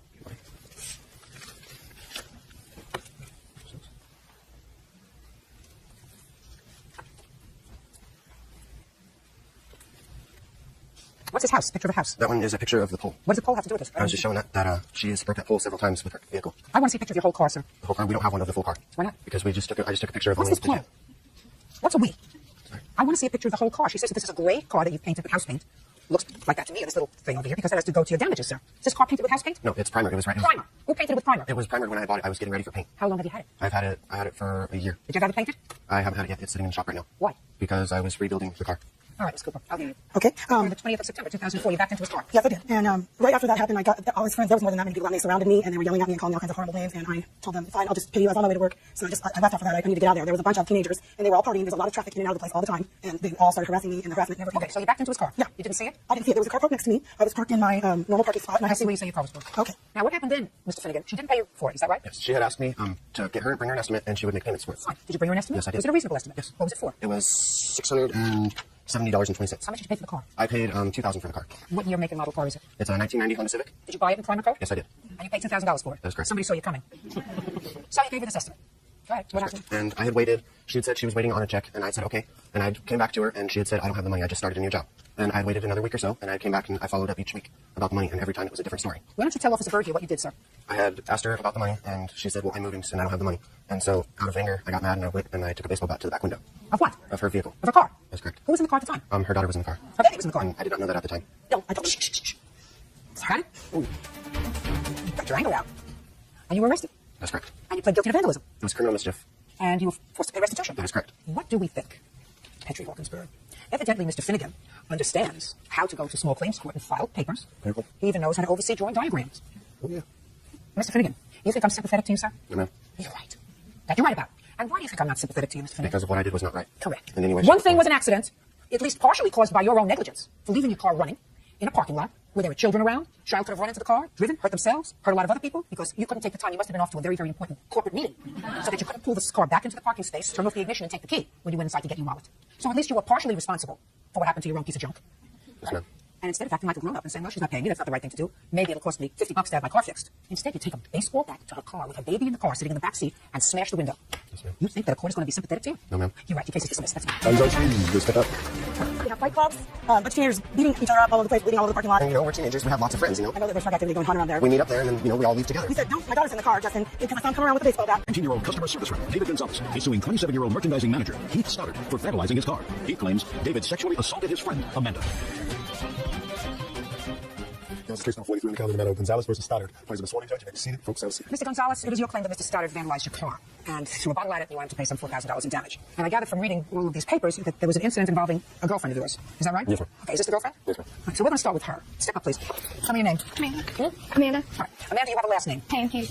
On what night did you allegedly have trouble with Mr. Gonzalez and his friends? The night of the incident. Well, what date was that? I'm not sure. What date was that? August 26, 2004. All right, now I want you to tell me your version of what happened that night. I was outside talking to Sam over here, and I was going to go back into the apartment, and him and his friend stopped me, and they took me over to the... Okay, he and his friend. Did you know them before that evening? I had met them, yes. So you were acquaintances? Right. And you say he and his friend stopped you. How did they stop you? They took me by my arms. They grabbed me by my arms just like that. Yes. And they took me over by the pool area, and they were touching me and feeling me. Tell me what they said to you when they grabbed you by the arm. Tell me what... They had been drinking, so they were just slurring and just making rude comments to me, saying, you're going to come over here, and, we're going to do this and that. And I had hollered for Sam. And okay, so they pulled you over to the pool area? Yeah, we were walking over by there. Well, as you were walking over to the pool area, were you calling for help? Yes, I called for Sam. And as you were walking over to the pool area? Yes. Before anything happened to you, were you calling for anybody? No, because they just took me by my arms, and they were just walking me over there fast. Well, did you say I don't want to go with you? I don't understand Yeah, that. I did. Amanda, Okay, let's get going. So they walked you over to the pool area. Go ahead. They had me picked up, and they were smacking my butt and just touching me, like I said. And you were calling for Sam? Yes. Go ahead. And they told me to shut up, and they called me a B-word. Go ahead. And then that's when Obed came over. That's this person over here, yeah? Yes, and he came over, and he'd been drinking, and I said, Obed, do something. And he said, what? Like nothing was going on. Yeah? And then he left. And then I managed to get myself away from them, and I ran back over to Sam and told Sam about it. Hey, Sam. Sam, you have a last name? Dyer. What did Amanda tell you, Mr. Dyer, when she came over to you? I want you to think very carefully the exact words she used. She was crying, and at first I couldn't get her to tell me. It was hard to find out what was going on. She started to tell me that these men had tried to grab her, touch her, and she used the word rape. At the same time that she had told me that, I saw the two walk past me to the car, get in the car. And this gentleman was one of them? Yes. Okay, so they walked past you and they got into the car. And then I went to the car to ask them if they were leaving. And they said, yes, but we'll be right back. We're going to the store. I went in to get my buddy, Keith, right here, to tell him what had happened. And I was angry. I can say that for myself. I was angry. I don't like to see. She was hysterical, very upset. And I told him what was going on. You told Heath? Heath. He was getting ready for work at the time. You know, I was excited. I was like, I was kind of jazzed now, and I'm telling him, these guys are coming right back. This is what happened. Okay, so they left. They did. They had left, and they returned. Do they live there in this apartment complex? Obed. He does. Does live there, yes. He does. So that they came back because they said they were going to. Yes. Okay. Strange behavior for people who were trying to rape somebody to leave and come back. But go ahead. Okay. I didn't actually see this, but I heard a glass shatter. That's when Heath later had told me that was a beer bottle that hit the window. That he threw at the window? Yes. Go ahead. The passenger then, he's not here right now, but the passenger jumped out, throwing his hands up, ready to fight. So somebody had thrown a bottle? Right. Okay, go ahead. There were three of them, one of Heath. Heath was approaching the car. As he was approaching the car, I went around the passenger side and engaged in a scuffle with the guy who had jumped out. I was ready, telling him to take a swing, which he did try to take a swing. I ended up taking him to the ground. He started to pull away from me. Heath was right there. They started fighting. I started to separate the two, the guy that is not here, Heath, and that other guy. And that's really all that I saw. You've been most helpful. Thank you. Don't sit down. Okay. Mr. Gonzalez, had you been drinking that night? We have been drinking. We weren't Shh. Have you been drinking that night? No. Have you been? Yes. What have you been drinking? Beer. And you? No, ma'am. Fine. So you were drinking? Yes, ma'am. Who was driving? I was driving. I only had one beer. I wasn't drunk at all. Who else were you with? I was with my other friend and my cousin Obed. Do you know Amanda Payne? I do. I met her. You want to tell me what happened that night? Yes, ma'am, I do. That night, my cousin Obed had called me, and he said, hey, Miss Payne wanted to see me that night. I went over there with intentions of only seeing her. And is that right, Obed? Yes, ma'am. Step up. And shh, oh, fine. Obed, when did Miss Payne tell you that she wanted to see your cousin? We were outside talking, and I told her that David was in town, and she told me to call him up, so I called him up. Is that right? No, I never wanted to see him. Who are you? No, I'm not. Oh, yeah, you are. Well, I could tell that your whole story was a little bit smelly. But about this, I know for sure you're lying, because he's telling me the truth. You caused a whole lot of trouble that night. Judge Judy continues in a moment. David Gonzalez says he was assaulted and his car was vandalized by Heath Stoddard. He claims David sexually assaulted his friend. Go ahead. After that, what had happened was when I came outside, they were sitting over, my cousin and my friend were sitting over there with her talking, and she called my name near the pool area. Go ahead. She called my name, she said, I better do something, and I said, guys, leave her alone. What were they doing? She was sitting on his lap while my friend was standing up talking to her. Well, what did it appear as if they were doing? Sitting and talking, that's what I thought they were doing. Okay, was she crying at that point? No, ma'am. Was she screaming at that point? No, ma'am. When you came out and you said, guys, leave her alone, did she get up? Yes, she did. She got up and told the and I took them to the store to put gas in her car. And then you came back? Yes, ma'am, because they dropped me off. They had to go back to where they live. Do you know Heath? Yes, ma'am, I do. He was right across the music from me. You think Heath knew that she had said, why don't you call David and have him come over? No, ma'am, because he came and asked me earlier on after the incident happened. He asked me some questions, and I told him, she told him that she had nobody, that she was just staying with him, just to live there. She didn't say that she was dating him. According to you, Amanda, this was a pretty terrible experience. Is that right? Yes. When did you contact the police, and can I see the police report? The cops were called while the fight was occurring. Can I see the report, please? Who called the police? I'm not sure. There was a lady that lived upstairs, and she called the cops. Is that the only police report you had? This has nothing to do with the assault. That is the assault. Now, this is what you allege happened to you. What happened to the assault on these guys? I couldn't get access to that trial. Did you file one? Yes, I did. When? On that night as well, August 26th. Now, what happened with these allegations, Miss Payne? And we went to court several times in Bethany, and at every hearing that we had, it got continued, and then finally they dismissed it and told me to go file in Oklahoma County because they didn't want to deal with it anymore. They thought it was a more serious matter. Were you ever arrested? No, ma'am, I was not.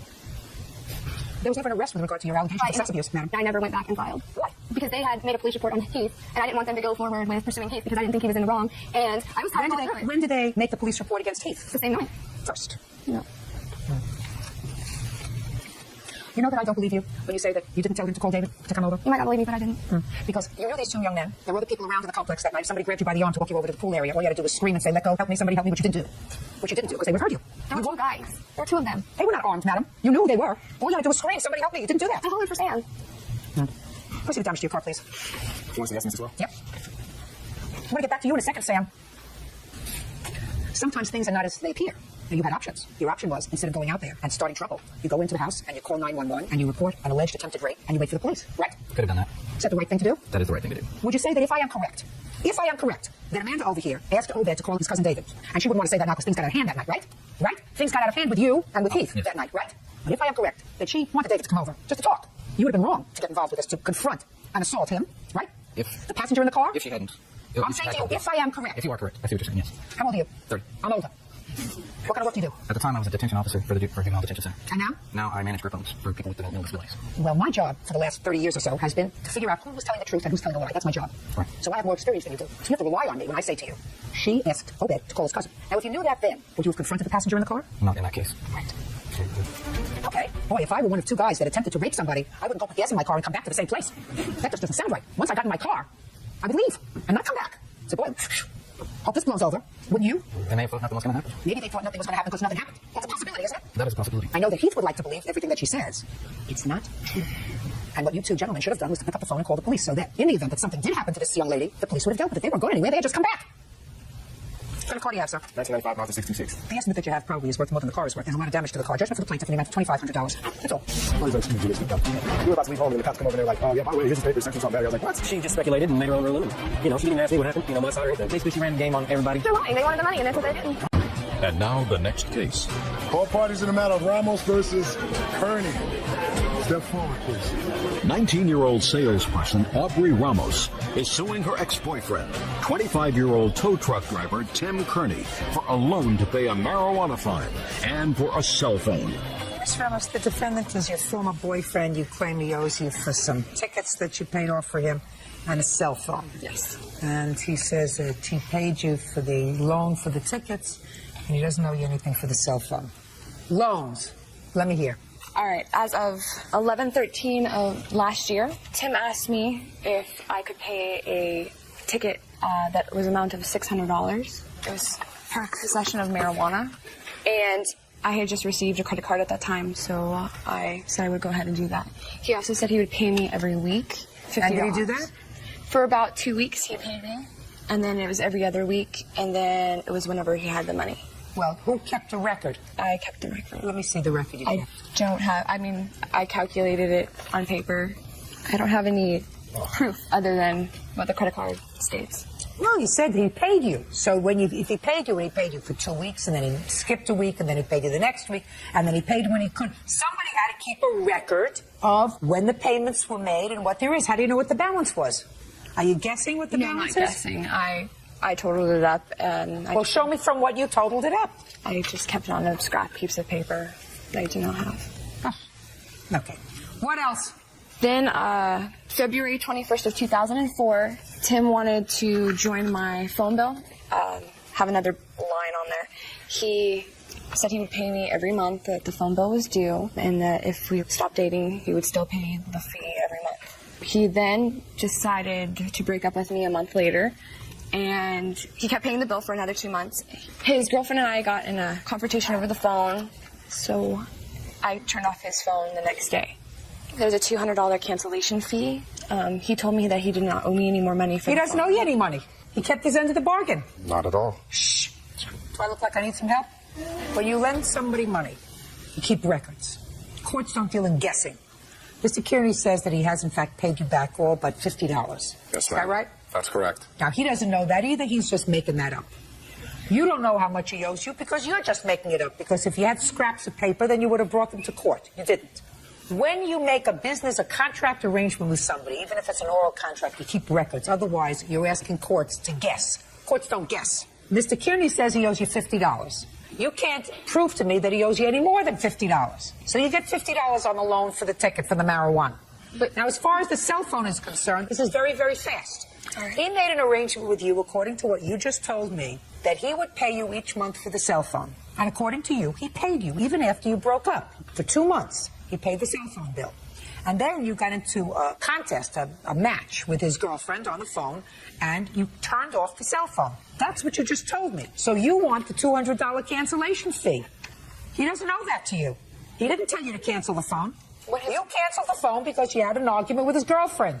You had no right to turn off the telephone, and if you did, and in turn off the cancellation fee, that, Ms. Ramos, is your problem. Judgment for the plaintiff in the amount of $50. That's all. Thank you. Thank you. The only reason we were even here today is because she needs to try and stay in my life. I want her as far away as possible.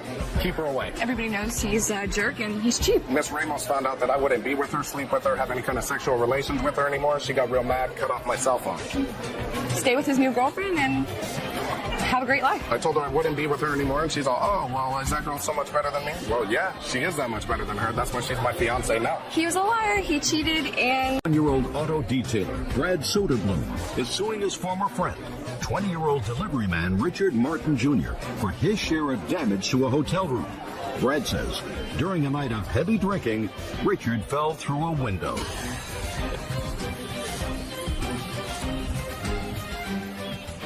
Yeah, this is case number 493 on the calendar in the matter of Soderblom versus Martin. Parties have been sworn in, Judge. You may be seated. Oh, goodness gracious me. All right, which one of you goofballs rented this hotel room to have a party? Yeah, this is my witness here, Your Honor. This goofball right over there. Raise your hand. Goofball. Good. Perfect. And so you went into an unsuspecting hotel with a bunch of barely out of their teens goofballs, and they proceeded to wreck the place. Right? Yes. And now you come to court and you say, oh, no, you go figure it out. So I guess I have to do it because it's my job. But it's irritating. Do you understand how irritating that? Why are you smiling? I don't know. Well, don't.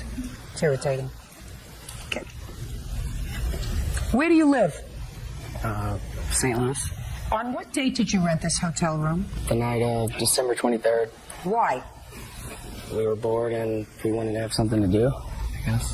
We were going to play poker. And how many people did you invite to the hotel room? There's probably between 10 and 15 people there. And what was the name of this hotel? The Days Inn. When you rented this room, who was responsible for bringing the alcohol? Raise your hand.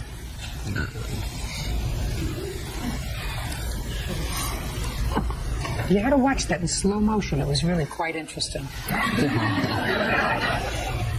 And what kind of alcohol did you bring? Just Bud Light. How much? I had about a 12-pack or more. 12-pack or more. Did they make a 16-pack? Yeah, it's probably a 16-pack. They make a 16-pack? No, I just called it that. About 12 plus 4 more. So you had a 12-pack and you carried 4 bottles loose? Right. Huh. And what about you? What did you bring? I brought a 12-pack. I didn't finish it. Just for you? Yeah. And was your 12-pack just for you? Yes. And what about you? I had some beer there, too. Did you bring any? Yes. Well, why didn't you raise your hand? When I said who brought alcohol, this one raised his hand right away because he's scared to death of me, which is a very good one. This one's not too sure. I thought you were just looking at them, asking them if they brought alcohol. No, I'm an ecumenical I did abuser. too. I did too. What did you bring? 12-pack of Bud Light. And was that just for you? Yeah. Excuse me? Yeah. Yes, ma'am. That's better. Okay, so this is what the lawsuit is about.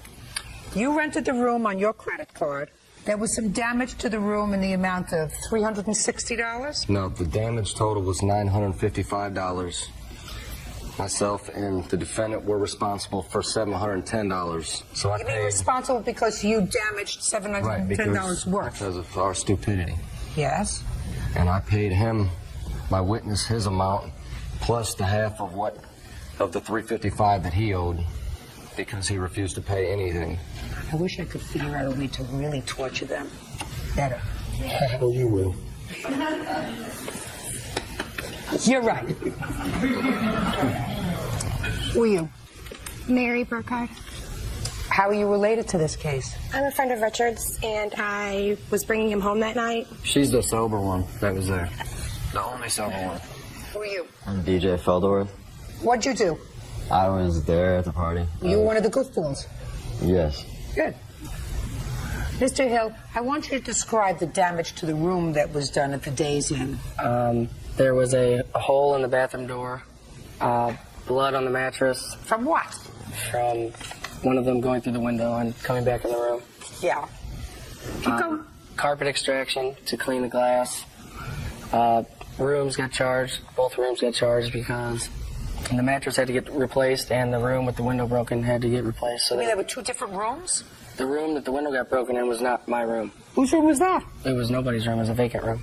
They were on the balcony when they were wrestling and went through a different room. It wasn't even my room, and I paid for it. What else? That's it. They charged for the room, the mattress, the carpet, the door, the window, an AC vent below the window, and the labor for the window. And they had your credit card for this, is that correct? Yes, ma'am. Yeah. Good for you, Days Inn. What kind of work do you do? I work at Subway. Work at Subway? Yes. You know how many sandwiches you have to make for $955? Yes. Were you the only group staying at the Days Inn that night? There were other guests there. How many times did somebody call, knock at the door, and say, "Could you keep it down"? There were no complaints. We weren't very loud. Except when there were fights. At the end, yes. That was at like 6 a.m. No, we were fighting. No, there was, he wasn't even playing poker. This side was playing poker of the room. This side over here was like a party room. Party room, what does that mean? Like a party room, like where everybody's just standing up, drinking, having fun. And then everyone's over here wrestling while everyone over here is playing poker. Everyone's not wrestling. So, I want you to describe to me what you did to cause Mr. Soderblom to sue you today for your portion of whatever he paid. Well, we were in the wrestling. In which room? In the hotel room, and we were wrestling. Everybody was, not just me. And then by the end of the night, after poker, I started wrestling too. I admit that we started getting into it. I mean, we had a room, and there's 2 beds, and we're roughhousing and stuff. And then I said I was going to leave at like 5 o'clock in the morning. There's only 5 people left. And then he followed me out of my room. And He followed you out of the room? Yeah. And Am I right so far? You followed him out of the room? Skipped a part. Right, he missed that. Sure, but I I'm followed him. going to listen Yes, to the ma'am. story. Go ahead. And then it's good 10 or 15 feet to the next door. And then he came behind me, and I grabbed him as he pushed me, and he like pushed me to the window. Okay, now you tell me your version of how that happened. Okay. I'll skip all the BS he was talking about. Excuse me? No, about anything didn't have anything to do with how the wrestling started. Don't forget where you are, Mr. Soderblom. Judge Judy continues in a moment. Soderblom says former friend Richard Martin Jr. owes for damage he caused to a hotel room. Brad says a drunken Richard fell through a window. Go ahead. At 5 o'clock a.m., as he was leaving, I went to shake his hand. I was sitting on the edge of the bed, and he grabbed my arm and pulled me down on the ground. And then he ran out of the room thinking it was funny. I didn't think it was funny, so I chased him out, and we started arguing. Well, you chased him out into the hall. Right. He was leaving. Yes. So the danger was gone. Yes. It was no longer a question if it could ever be considered self-defense. He was extricating himself from the situation. Right. I leave it. And you chased him outside. Right. Now, continue. I followed him into the hall, and I was a little upset. So what did you do being upset and after your 12-plus pack? We just started arguing, and then... Well, tell me about the argument. Were you yelling at each other? Yes, we were yelling at each other. At 5 o'clock in the morning? Yes. When the other people in the hotel was sleeping? There wasn't anybody else on the floor. You mean at the whole floor? You probably emptied them out. Yes, there was no other rooms within the area where we were at. Go ahead. And we started arguing, yelling at each other, and we started pushing each other. And we were locked onto each other like this. He had his arms right here, and I had my arms on his. And we were wrestling, and he caught the back end of the window, and he went back into it like that, and then I went forward, and I got a cut on my finger as well. Because if I pushed him to the window, then I wouldn't have any scars and marks on me. You want to tell me your version of what? Were you sober? Did you see this? Did you see this part of what happened? Yes. Okay, step up. Tell me your name. Mary Burkhardt. All right, Mary, tell me what you saw. We left the hotel room. From what I remember, Brad was already on the floor. And we said goodbye to everybody. We were walking out down the stairs. Who were you walking with? Richard. So the two of you were walking together. Mm-hmm. You left that out. Is that true? I don't remember her being there, right there. She was by the door. So she was outside? Afterwards, yes. Go ahead. As we were walking out, we heard someone rushing up on Richard. Brad started wrestling with him, and when he grabbed him out of natural reaction, Richard grabbed him back, and they fell into the window. Okay, good. Sit down. Mr. Soderblom, there are certain generally accepted principles of law, and one of them is that if you can say in a civil action, in a civil case, and this is a civil case, but for your actions, this incident would not have occurred. I'm comfortable in finding that he's not responsible, just you. He was leaving the room. All you had to do was, and you weren't hurt, you weren't in danger, you may have felt marginally disrespected by him. However, probably you wouldn't have felt that way if you didn't have too much to drink. Everybody was roughhousing that day. He didn't intend to hurt you. And you were not at risk in any way when you went outside and confronted him.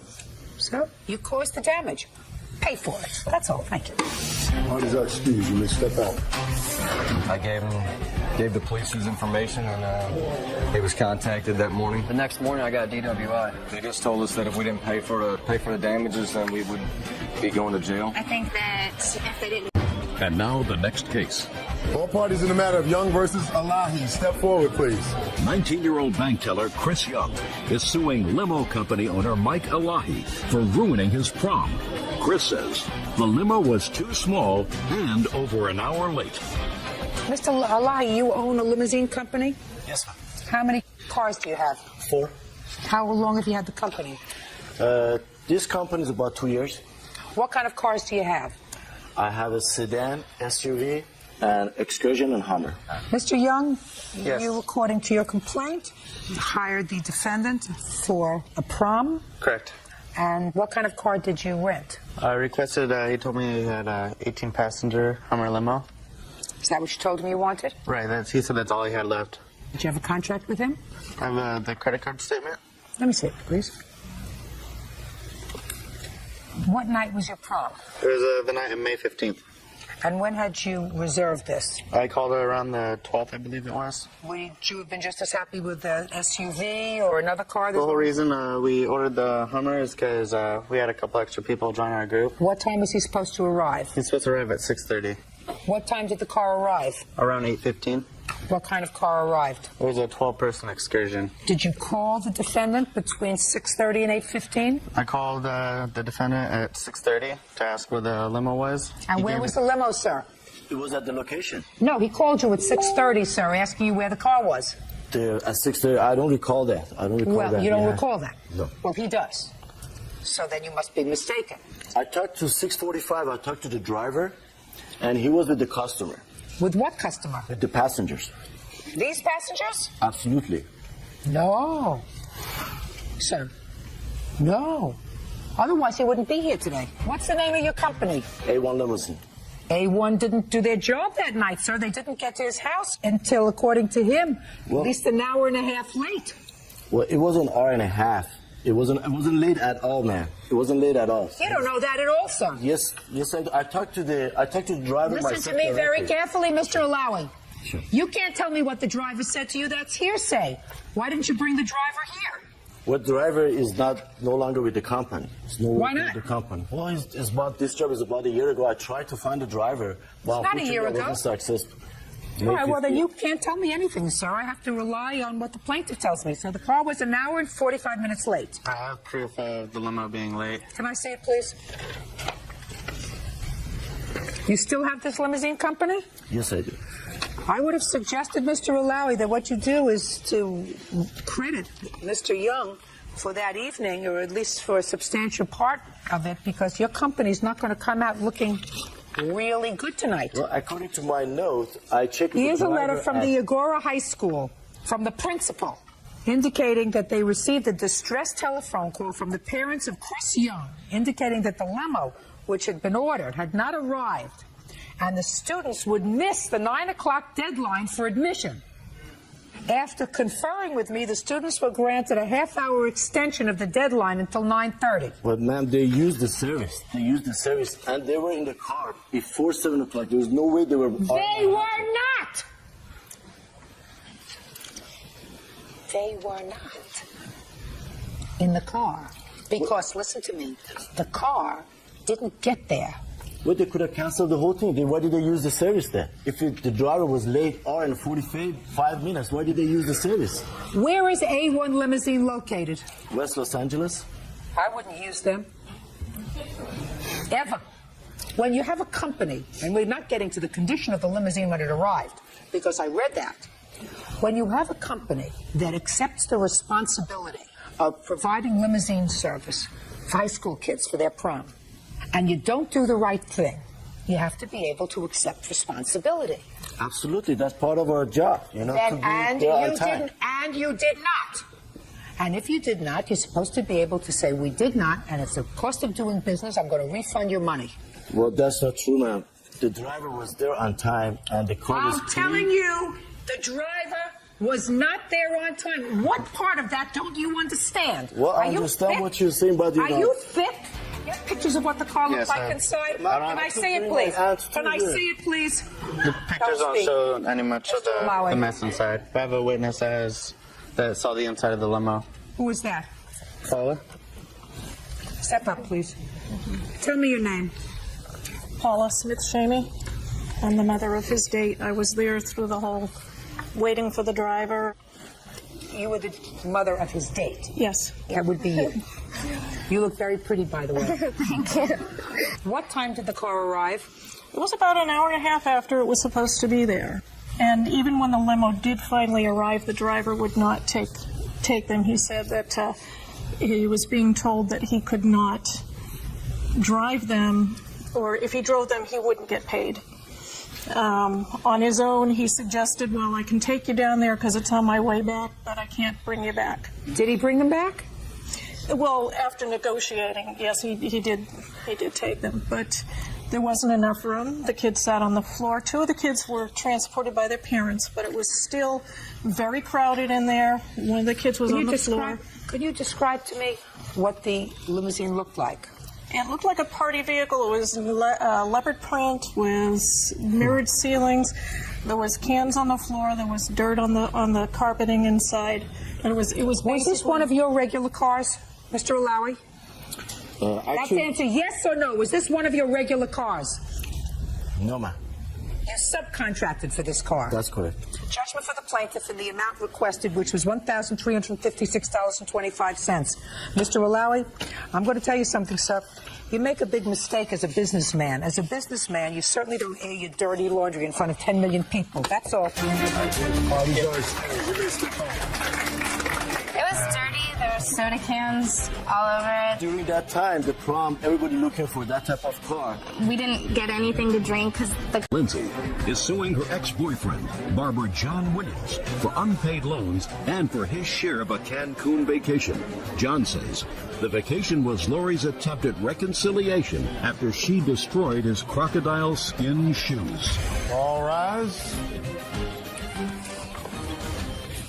Now, this is case number 486 on the calendar, the matter of Lindsay versus Williams. Parties have been sworn in, Judge. You may be seated. Miss Lindsay, Mr. Williams used to be your boyfriend. He's not your boyfriend anymore. It is your claim that he owes you a whole bunch of money for loans that you made to him during the course of your relationship, including, but not limited to, half the expenses for a trip that you paid for to Cancun.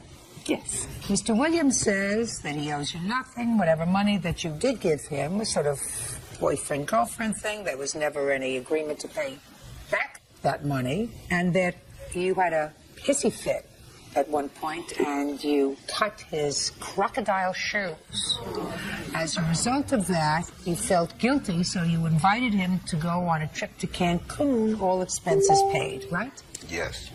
When did you meet Mr. Williams, Miss Lindsay? In October of 01. And how long were you together? Until May of 04. Did you ever live together? No. I lived in Cincinnati. He was in Philadelphia. Were you under the impression that you were the only girlfriend? Yes, ma'am. Did you have a monogamous relationship, Mr. Williams, with Miss Lindsay? No. When did you tell her that you were seeing other people as well? After the day we came from Cancun. 2004? Yes. Okay. What money do you claim you loaned to Mr. Williams during the course of your relationship, other than the trip to Cancun?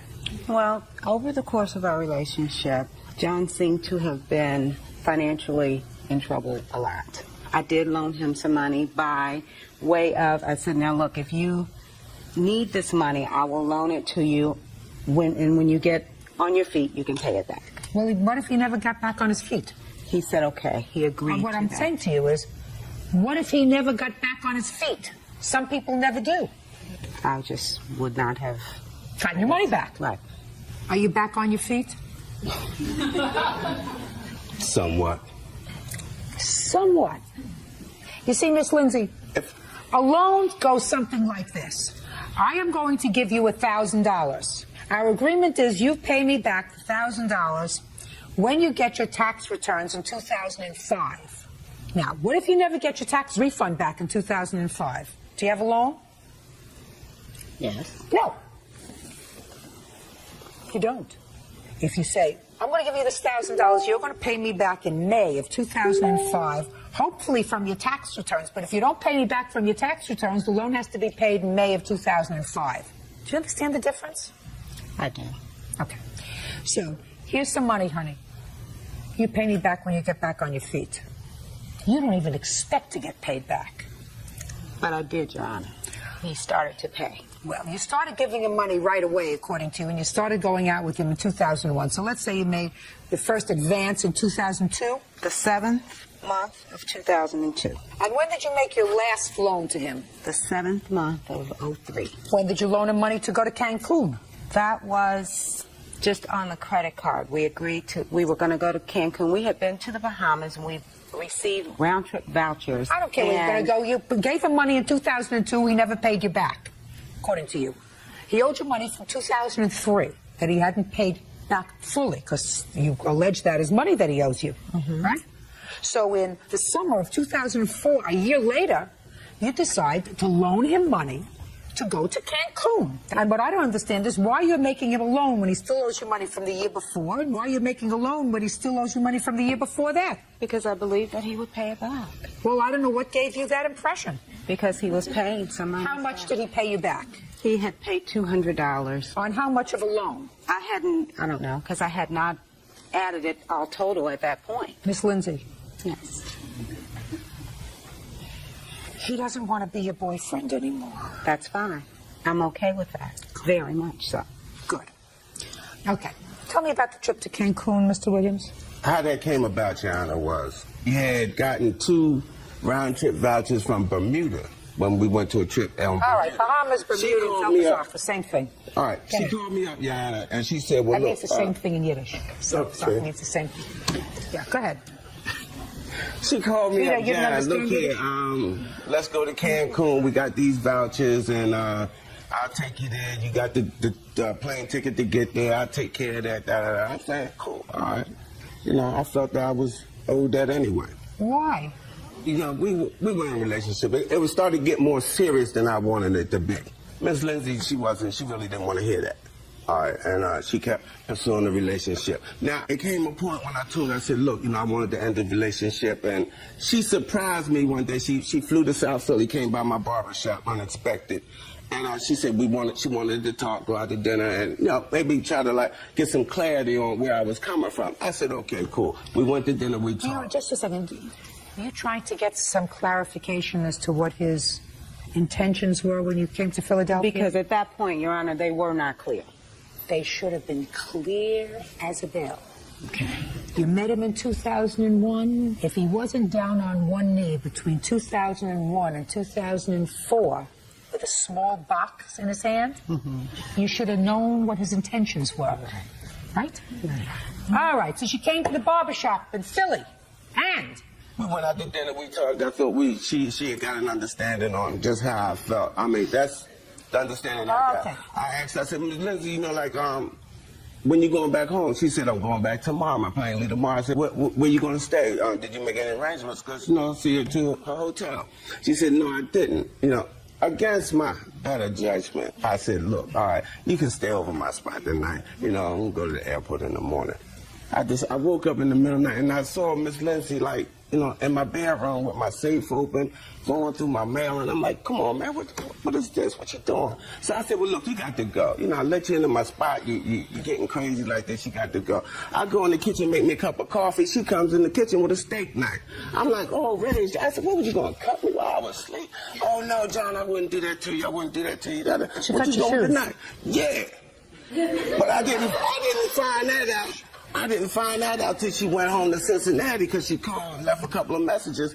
You know, John, I need to talk to you, so I returned the call. What's going on? She said, I did something I regret, and I wanted to tell you before you found out. I'm like, what's going on?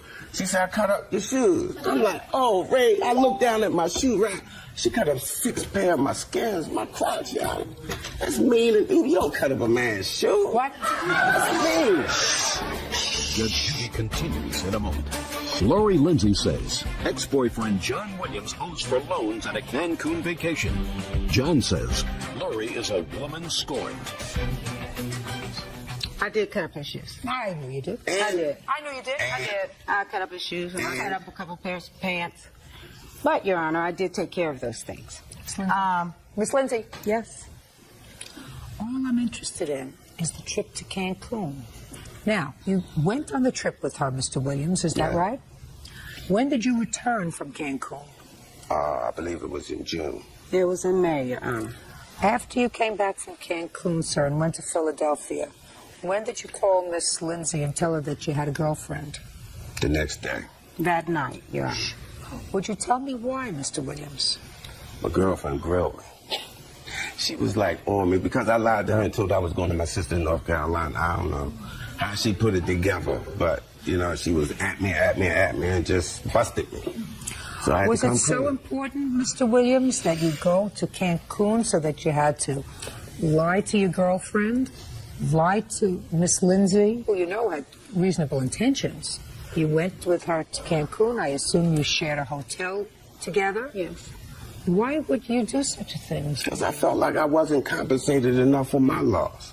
You mean for your shoes? Yes. Oh. I'm only being honest. I'm glad that you're being honest. Amoral, you are. Honest also. I mean, you're at least being honest with me. You certainly aren't honest with the women in your life, Mr. Williams. Have you ever been married? No. You have children? Yes. 2 girls, 1 boy. How old are your girls, Mr. Williams? My oldest is 32. She married? My son is... Pardon me? Is she married? Yes, she is. Have children? Yes. What would you think about her husband if he told her he was going to see his aged aunt in North Carolina and went with a woman to Cancun on a lark for 4 days? How would you feel about him? That wouldn't be cool. No, how would you feel about him? Would you feel hateful if he hurt your daughter? Yeah. Would you feel as if he deserved whatever happened to him? Because Yes. he was an amoral person? Yes.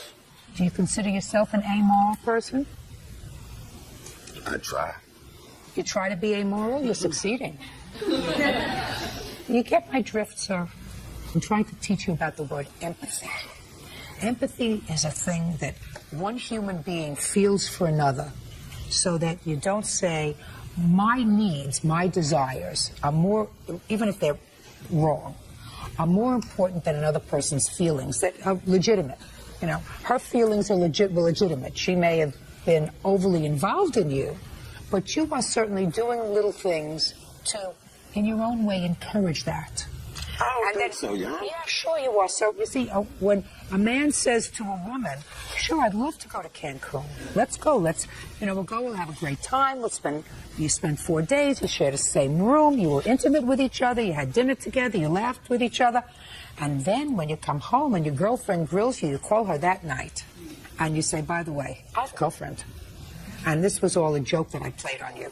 A dishonest, cruel, but that's what it was. It was a dishonest, cruel joke to 2 women, her and your girlfriend. Yeah, And your girlfriend. That, sir, is amoral. And you can take your shoes, and if I were at a different venue, I would tell you what you could do with them.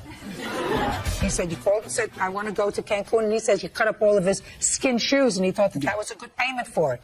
Well, that's a little amoral, but it's also not the right thing to cut up I and have destroy his proof clothes. that I paid for the things that I cut up. I have Show proof me. here, ma'am. Show me. There's for damages and repairs. Ask him about, he bought a fur coat in No. Cincinnati. All I want to know is, show me that you paid him the money for the clothes that you cut up. There. Highlight it in a different October area. 15th, shoes, $180. Did she buy you shoes, sir? 3 pair. Oh, so she did buy you 3 pair. I never said that she didn't. Well, no, but listen to me, sir. What you said was, in your answer, I said when it came to... after that incident involving the shoes, Lori did everything she could to try to make it up to me. She bought me a pair of shoes to replace a few things she cut up, but it didn't come close to the amount she had ruined. So when Lori contacted me and wanted to take me on a trip to Cancun, I accepted, no strings attached. Yeah. Oh, Your Honor. Who was supposed to pay for the hotel, Mr. Williams? Lord. It was agreed upon. I didn't call him asking him to go to Cancun. When we got the tickets in Bermuda, almost a year before, we agreed that we were going to go. Okay. So we were in a relationship. Okay. Mr. Williams, not only did you go to Cancun and you hurt two ladies by going to Cancun for no reason, you got to pay for at least half your way. So I'm going to give Miss Lindsay a judgment to the amount of $750. Write him off. He's bad news. He's somebody else's problem now. Exactly. Very good. Thank you. Parties are excused. You may step out. I was going through some things, and I found out some things that I didn't particularly care for. When she handed me the steak knife, I was like, I thought she was going to cut me. Somehow they ended up sliced. I mean, that's mean. That's just mean and evil. Cut up a man's pants. Come on, that ain't right.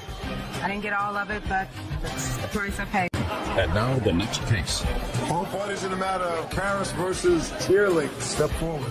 Retail manager Karen Karis is suing her ex-boyfriend, construction salesman Steve Tierlink, for unpaid rent and for money she loaned him to feed his children. Steve says Karen is crazy. Ms. Karis, you briefly had a relationship, according to what I read, with Mr. Tierlink. And you claim that he stayed in your house for 2 weeks, for which he owes you expenses. Yes, Your Honor. And in addition, you say he owes you some money for a small loan that you gave him. Yes. Mr. Tierlink says, I'm paraphrasing, you're a nut. You hit it. You may be right.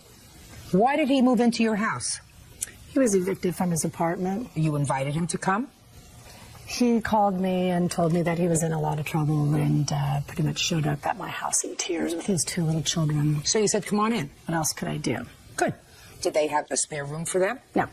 Where did he sleep? On the floor. Where did his children sleep? On the floor. And after 2 weeks, he left? Yes. Now, how much did he say he would pay you for the 2 weeks that he stayed in your house? He just offered to give me some money. He said that I can pay you some money, and it wasn't some specific... So it wasn't a firm contract? Exactly. Perfect. Then you get no money. Now let's move on to what this loan was. You want to tell me about it?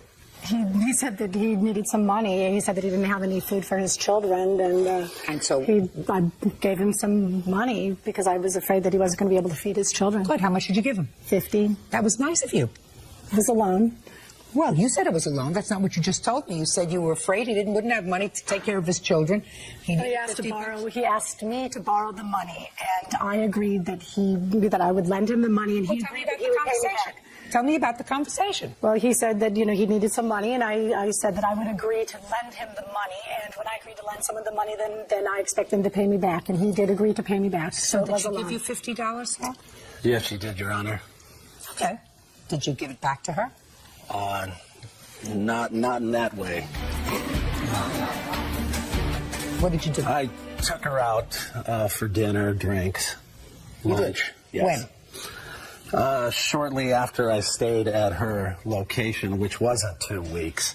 I was only there for 3 or 4 days. I dismissed that part of this lawsuit. Okay. I was interested, Mr. Tierlink, because you indicated in your answer that the plaintiff has tried to sue you before for something. Yes, she has, Your Honor, and I have paperwork here. Can I see the paperwork for the prior lawsuit?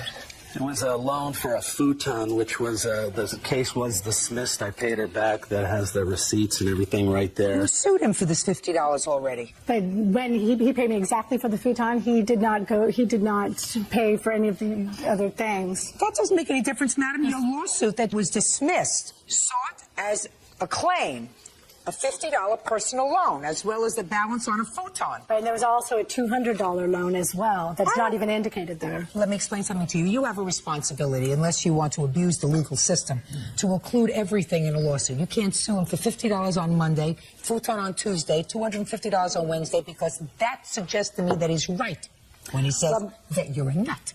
So, I think that you have to put a period. He's not interested. He doesn't want anything to do with you anymore. He's moving on with his life. Kiss him goodbye, figuratively, and kiss me goodbye, figuratively. Your case is dismissed. That's it. Parties are excused. Well, I didn't get to explain my Halloween lights here. My main purpose here today was to make sure that he showed some appreciation. They were actually cut off of my home. Completely untrue. Is this another one of his blatant lies? She wants to still keep seeing me. I think it was all frivolous, little lies, emails. My emails and voicemails and notes said, I never want to see you again. The last thing was personal trainer, Raymond DiNardo, for misrepresenting the sale of an Incredible Hulk comic book on eBay. Raymond claims James got what he paid for. Quiet in the courtroom, please. That's case number 510 on the calendar in the matter of Lovegren versus DiNardo. Parties have been sworn in, Judge. You may be seated. Ma'am, have a seat.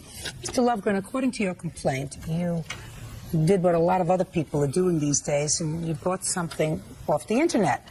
What you bought was, you thought, was a rare comic book, rare and valuable comic book from Mr. DiNardo, who would put it on the internet. You paid him the money, and when you got the comic book, it turned out to be, according to you, not what you had bargained for. Mr. DiNardo says you got exactly what you bargained for. He sent you the comic book that he had, in fact, advertised on eBay or when? Correct, ma'am. What kind of comic book was this, Mr. Lumber? Your Honor, this is an Incredible Hulk comic book, number 181. To collectors, it's a rare comic. It introduces a major character from Marvel Comics, the Wolverine, which means nothing except to a comic collector. It makes it very desirable. You're interested in this? All right, let me see the advertisement, please. They put it up on the internet. Somebody puts it on, so they have this for sale. This is the actual eBay advertisement. That's what I want to see. Nice taste. Okay. This is Mr. DiNardo, and I just want to know if you put this up on the internet.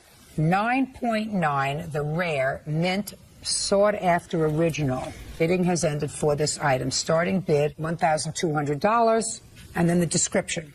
I am looking for a good new home for my issue of the Incredible Hulk, number 181. This book has given me years of enjoyment. I can only hope the new owner gives this treasure the respect and caring it deserves. Oh, yeah. Obviously, I'm a novice. I'm not a professional. Okay, no. Listen to me. Okay. All I want to know, sir, is this what you put on the machine? On That the is commission- one on the computer. That is one of the items I put on the machine. Okay. Not the That's one all. that we consummated for price on. Well, just a second. We're not there yet, sir. Okay. I'm just clarifying.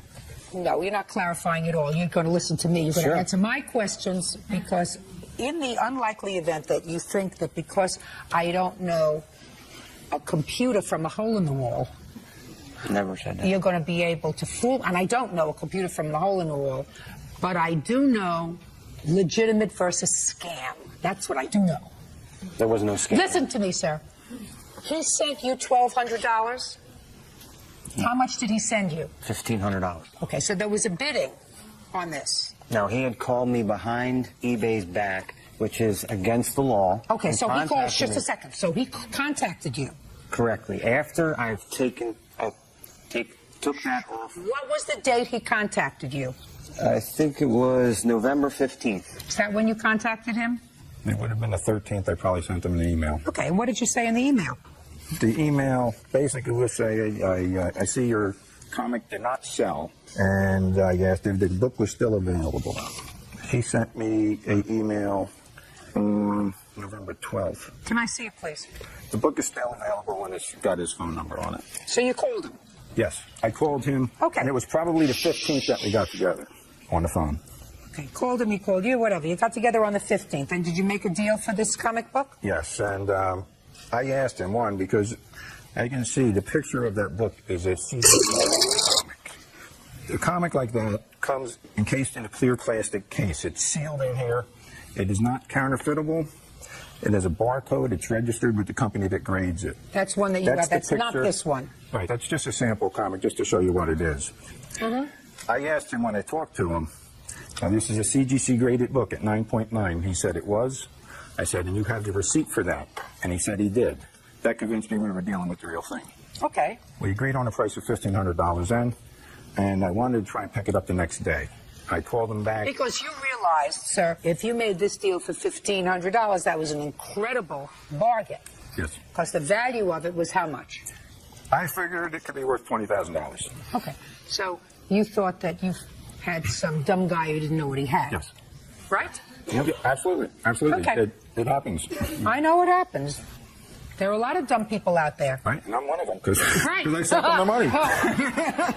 Because you got a piece of junk and he's got your $1,500. Right, exactly. Yep. Go ahead. So anyway, I tried to call him back an hour later because I had to arrange to. We're 6 hours away. Let me ask you a question. Cut to the chase. You sent him the $1,500. I wanted to drive up there and pick it up. That way, I give you the money. I got the book. It didn't happen. Due to my job and maybe his, I don't know, we couldn't get together. On the 22nd, he called up and talked to my wife. He said that he was going to send the comic down to us. If I liked it, I could send him the money. I said, well, that's an incredibly generous offer. On the 25th, we got a call back that said his wife wouldn't let him send the book. Not without it being paid for. Sure. Right? Can't blame A lot of that. scammers out there. Sorry. During that conversation, I said, well, I believed he had this book, that it was a 9.9 rated book. We arranged to wire the money, and that cost $109 actually, plus the $20 shipping. Still would be Anyway. nothing if you could sell it for 20 grand. Absolutely. And I got to tell you, my wife is sitting there, and you know, you're thinking I'm a nut and stuff, but I don't spend $1,500 on a comic. I never have. In this case, I would, and the only way my wife would let me do that, we just said, look it, I sell the comic, you keep the money. So anyway, I proceeded to wire Sounds the like money. she's the only one who's got a brain here. Judge Judy continues in a moment. Raymond DiNardo, when he bought an Incredible Hulk comic book from him on eBay. You wired the money, sent you the comic book, and it wasn't what you thought it was. What it is just a strictly graded, and I could consider myself a professional grader. This book grades very good to fine condition. On a scale of 1 to 10, the 9.9 is on a scale of 10. This is about a 5.5. Its value is about $300. And so you contacted him immediately and said, send me my money back. Yeah, I said, you know, yeah. When you put this 9.9 comic book on eBay, did you or did you not own it at the time you put it on eBay? I did not. Right. How could you offer to sell something that you didn't own? Because I was supposed to own it by the end of the bidding time. But that deal fell through. So that's where the problem is. That's a big problem. Correct. You can't put something on eBay that you don't own. Why can't I? Why? Because that's Dealerships like put that. cars on eBay that are on consignment. They technically do not own the vehicle. Having something on consignment, sir, is having a legitimate right to sell it. Okay. You don't have a legitimate right to offer something for sale that you don't own. Okay. And they just so happen to say, I will sell you this 9.9, and it happened to be the same comic book that you had that was that one, right? Same comic book, different condition, right? Correct. Karnak, what are the statistical probabilities of one schlipper who knows nothing about comic books having a nexus to two of the same comic books, The Incredible Hulk, at the same moment in history, and putting them on eBay at the same moment in history, one that's worth $300 and one that's worth $20,000? 1 in 10 million? More than that. There. 1 in. I'm not talking to you. I'm talking to my friend over here. 1 in 20 million? Probably more than that.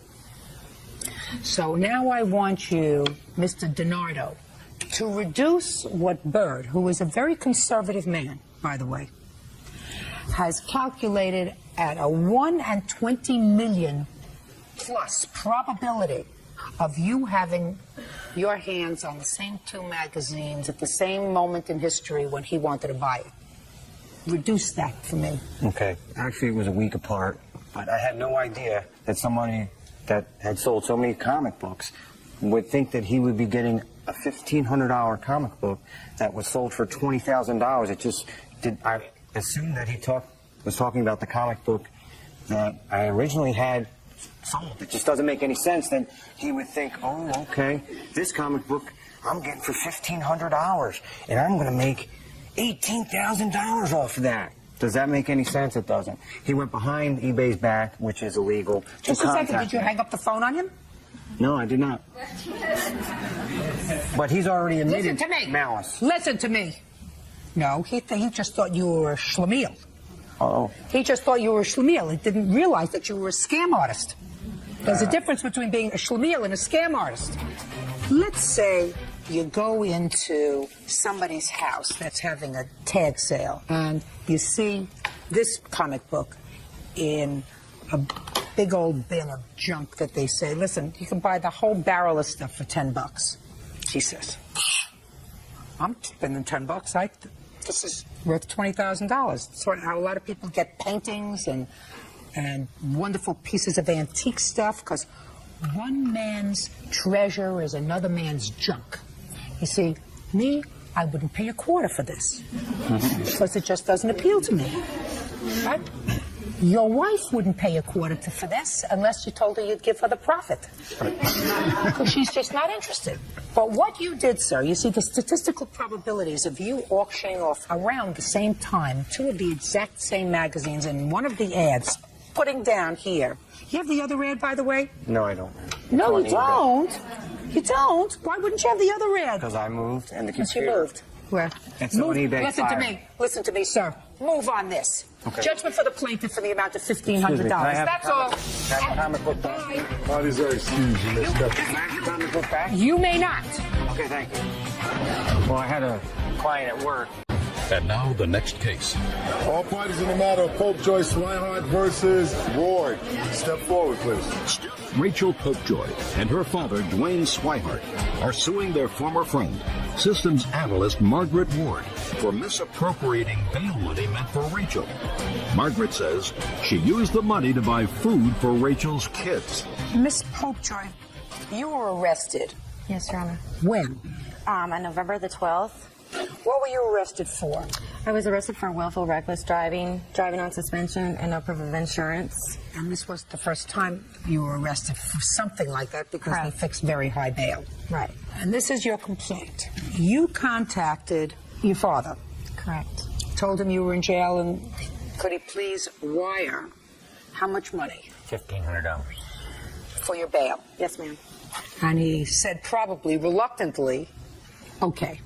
And he wired the money because you were living where, sir? In Michigan. And where were you living? Omaha, Nebraska. You wired the money to Miss Ward, who was a friend of your daughter's. Correct. With the instruction to go to court and bail her out. Correct. And when you went to court, they said you had been such a bad girl previously that the bail wasn't $1,500, but a lot more. How much? $5,000 at that point. Which you didn't have. Correct. So Miss Ward took $700 and put it in your prison account so that you could, get toilet paper and toothpaste and magazines and gum and whatever you needed. And she kept $800 for herself. That's correct, Your Honor. So that's what we're here for today. The $800 that Miss Ward kept for herself. So Miss Ward, the ball is now in your court and you're going to explain to me why you did not return the entire $1,500 to Mr. Swihart. I first became involved with Rachel in June, and her children were coming to my house because they were starving, and I'm not using the term lightly. They were really hungry. Were you neighbors? Yeah, they live about 2 blocks from me. So you started to give them food? Mm-hmm. And so I did. I started feeding her children all summer. They came to me, and Shelby about moved in with me, and there were times when she and her boyfriend Jason would leave and they'd lock up the trailer. They wouldn't come back for 2 days. It's 90 degrees outside. They had no water and they had no access to a toilet or anything. They always came to me every time, and I took care of her children all summer. Okay. Then somebody called CPS on them, and she came to me and asked me for help. So I bought $250 worth of food because they had nothing, and it took quite a bit to put food in. And they didn't have any electricity and any gas. That had all been shut off. So I went down the following Monday, and I paid her electric bill was $186 so I could keep the food cold. And she promised she would pay me back. About a week after that, her boyfriend Jason came up into our house, and they were coming in all hours of night and day. They would come to our house asking for money, and he stole $225 from me. And then a week after that, he came up and he stole another $200 from my granddaughter. So after I couldn't put the bail money down, there wasn't enough money. She called me the same day and said she talked to them, and they said to put the $1,500, it was okay to go ahead and put that on her books. Well, I didn't really trust that, so... Yeah, but you put only $700 on her books at the prison, and you kept $800. Yeah, for the money that they had stole from me and the money she promised to pay me back. Where are your children now? My children are in foster care, Your Honor. How old are your children? 15, 12, and 8. They don't have any relatives who can help take care of them? I don't have any family in Nebraska, Your Honor. What about you? We live in Michigan. That's not Mars. No, they can move up there anytime they want. Well, why don't you make an application to the court to take your grandchildren, sir? They told me they wanted to keep the children with my daughter. Who did? The counselors. Well, are you still with this boyfriend? Yes, I am. And that we're both clean and sober, have been. We go to meetings every single night. For how long have you been clean and sober? For almost 90 days, Your Honor. I've completed a parenting class. I've completed a reactive behavior. I've taken several classes. Listen to me, my darling. How long have you and Jason been involved with drugs? For probably 6 months. And what about Jason? How long have you been with Jason? For about 8 months. I've known him for a couple of years. Listen to me very carefully. You're not supposed to be a selfish person. You're right. Do you think your children would be happy with their grandparents or in strange foster care? With their grandparents. Then you tell the social worker that you would love to be reunited with your children at the appropriate time. Now's not it. Probably until Jason has been clean and sober for 3-4 years. Until that time, the children would prefer to be with their grandparents. Okay, Your Honor. Okay, I know you say okay. That's supposed to be selfish. Miss Ward, bottom line, my dear, you cannot resort to self-help. If you want to sue her for the money that she owes you. And if you want to sue Jason, sue him for the money you say he stole. But you can't take Mr. Swihart's money. Be ridiculous. Judgment for the plaintiff in the amount of $800. That's it. You may step out. Even though her and Jason spent the money together, she had Jason steal everything. I never said anybody to steal anything from her. I certainly wasn't raised that way. Once the children were taken away, then she just came after me to see if she could get more money for drugs. She has helped us out in the past, but she went to extreme with her lies, and all I can say is I'll pray for her. Executive assistant Janelle Avila is suing her ex-boyfriend, salesperson Jacob Johnston, for a loan to help with his divorce. Jacob says Janelle gave him the money as thanks for his support. All rise.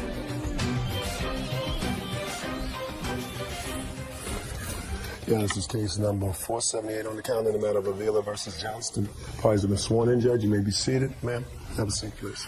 Miss Avila, this is your former boyfriend, and according to you, you made a loan to him in an amount in excess of $5,000 to pay for an attorney because he was involved in a divorce and a custody dispute with his, I assume, now former wife? Not quite. Not quite. So you're still involved in this custody and legal dispute? She was difficult then and still is. I don't know who's difficult and who's not. When were you married? August 96. And you have children? 1. How old? 8. When did you leave your wife, or when did she leave you? I moved away and we separated in 2003. Did you meet Miss Avila before or after you left home? Well after. According to your complaint, the money that you loaned to him was in February of 2004. Is that right? No, Your Honor. Which was when? I took out a personal loan in my name May 6, 2004. And tell me the circumstances surrounding that loan. I gave Jake a cashier's check, which I have here, and a copy of the personal loan I took out to get the funds to loan to Jake. Okay. Tell me about the discussion that you had prior to your executing this personal loan with regard to what the money was needed for and whether or not you would, in fact, take out a loan and lend him the money. Jake's ex-wife had filed for divorce in February, so he had 90 days to respond to that, and he was running out of time. He had no other resources of money available. Was he working? No, Your Honor, he was not. He quit his job in March. Why? Didn't like the job. Well, if you quit the job in March of 2004, how were you paying child support? Well, I had unemployment coming in. How much was your child And support? at that point, I wasn't paying child support any longer. I'd paid I was told to stop paying by my attorney because I'd been paying to the tune of $4,700 a month for all bills for everything ever since we had separated. I paid for everything, Your Honor. What did your wife do for a living? She works at a counseling center in a university. And what kind of work were you doing? Factory rep. What does that mean, a factory rep? Worked for a major manufacturer selling their products. When did you go back to work? October 10th is when was my hire date. So you had no more money in May of 2004, and you needed money for divorce. Correct. So tell me about the discussion that you had with Miss Avila. Were you living together at the time? We weren't living together. I always kept my own place. I stayed over at her place quite a bit, though. Okay, so tell me about the discussion that you had with her. We went through a lot. I don't. Listen. initially- I got things to do. I'm not interested in your personal matters. I want to know what you said to her and what she said to you about the money. Okay. I had done a lot for her, and she felt that she wanted to repay me back Don't tell me with the what she gift. felt. Listen to me. First, I want to know what you said to her. Something like, "Well, I just got served with these divorce papers, and I have 90 days in which to respond to these divorce papers. I need a lawyer, and I have no money." Do you understand what I'm saying to you? Mm-hmm. Somehow that had to happen before she had feelings that she wanted to help you. She had to know about the service of the papers and that you needed money for a lawyer. Do you understand? Yes, I do. So let us start with there. Okay. Good. She was witness to me getting the papers, and she knew I was trying to. Don't tell me what she knew. She was a witness to you being served. Correct. Where were you served? At my place of employment. You mean she was picking up for lunch? What was she doing there when she was a witness to you? I brought the papers over to her house that evening. Then she wasn't a witness to you being served. You see, you gotta be very careful what you say to me. She was not a witness to you being served, sir. You brought the papers home that night. And then you whip them out of your pocket and you say, ta-da. I got served today. Ah, there you go. I got served today. And she said to you. What are you going to do about it? And you said to her. I'm going to try and get the funds from a family member or possibly a loan. What family member was going to loan you money? My sister. Did you ask your sister? No. Why not? Hadn't got there yet. Uh-huh. And she said to you? She asked what I had done, and I looked into getting my own loan. Unfortunately, my wife at the time had scrapped a lot of our credit in the meantime. So you were prepared to take out your own loan because you knew you had to have a lawyer, right? Yep. But for the fact that your ex-wife, or your wife, soon-to-be ex-wife, who she didn't know at the time, right? You didn't know her at the time. Not personally, no, Your Honor. No. But for the fact that she had scrapped your credit, you would have been able to get a loan and thoroughly anticipating paying it back. Sure. Of course. Can't take out a loan without paying it back, right? Mm-hmm.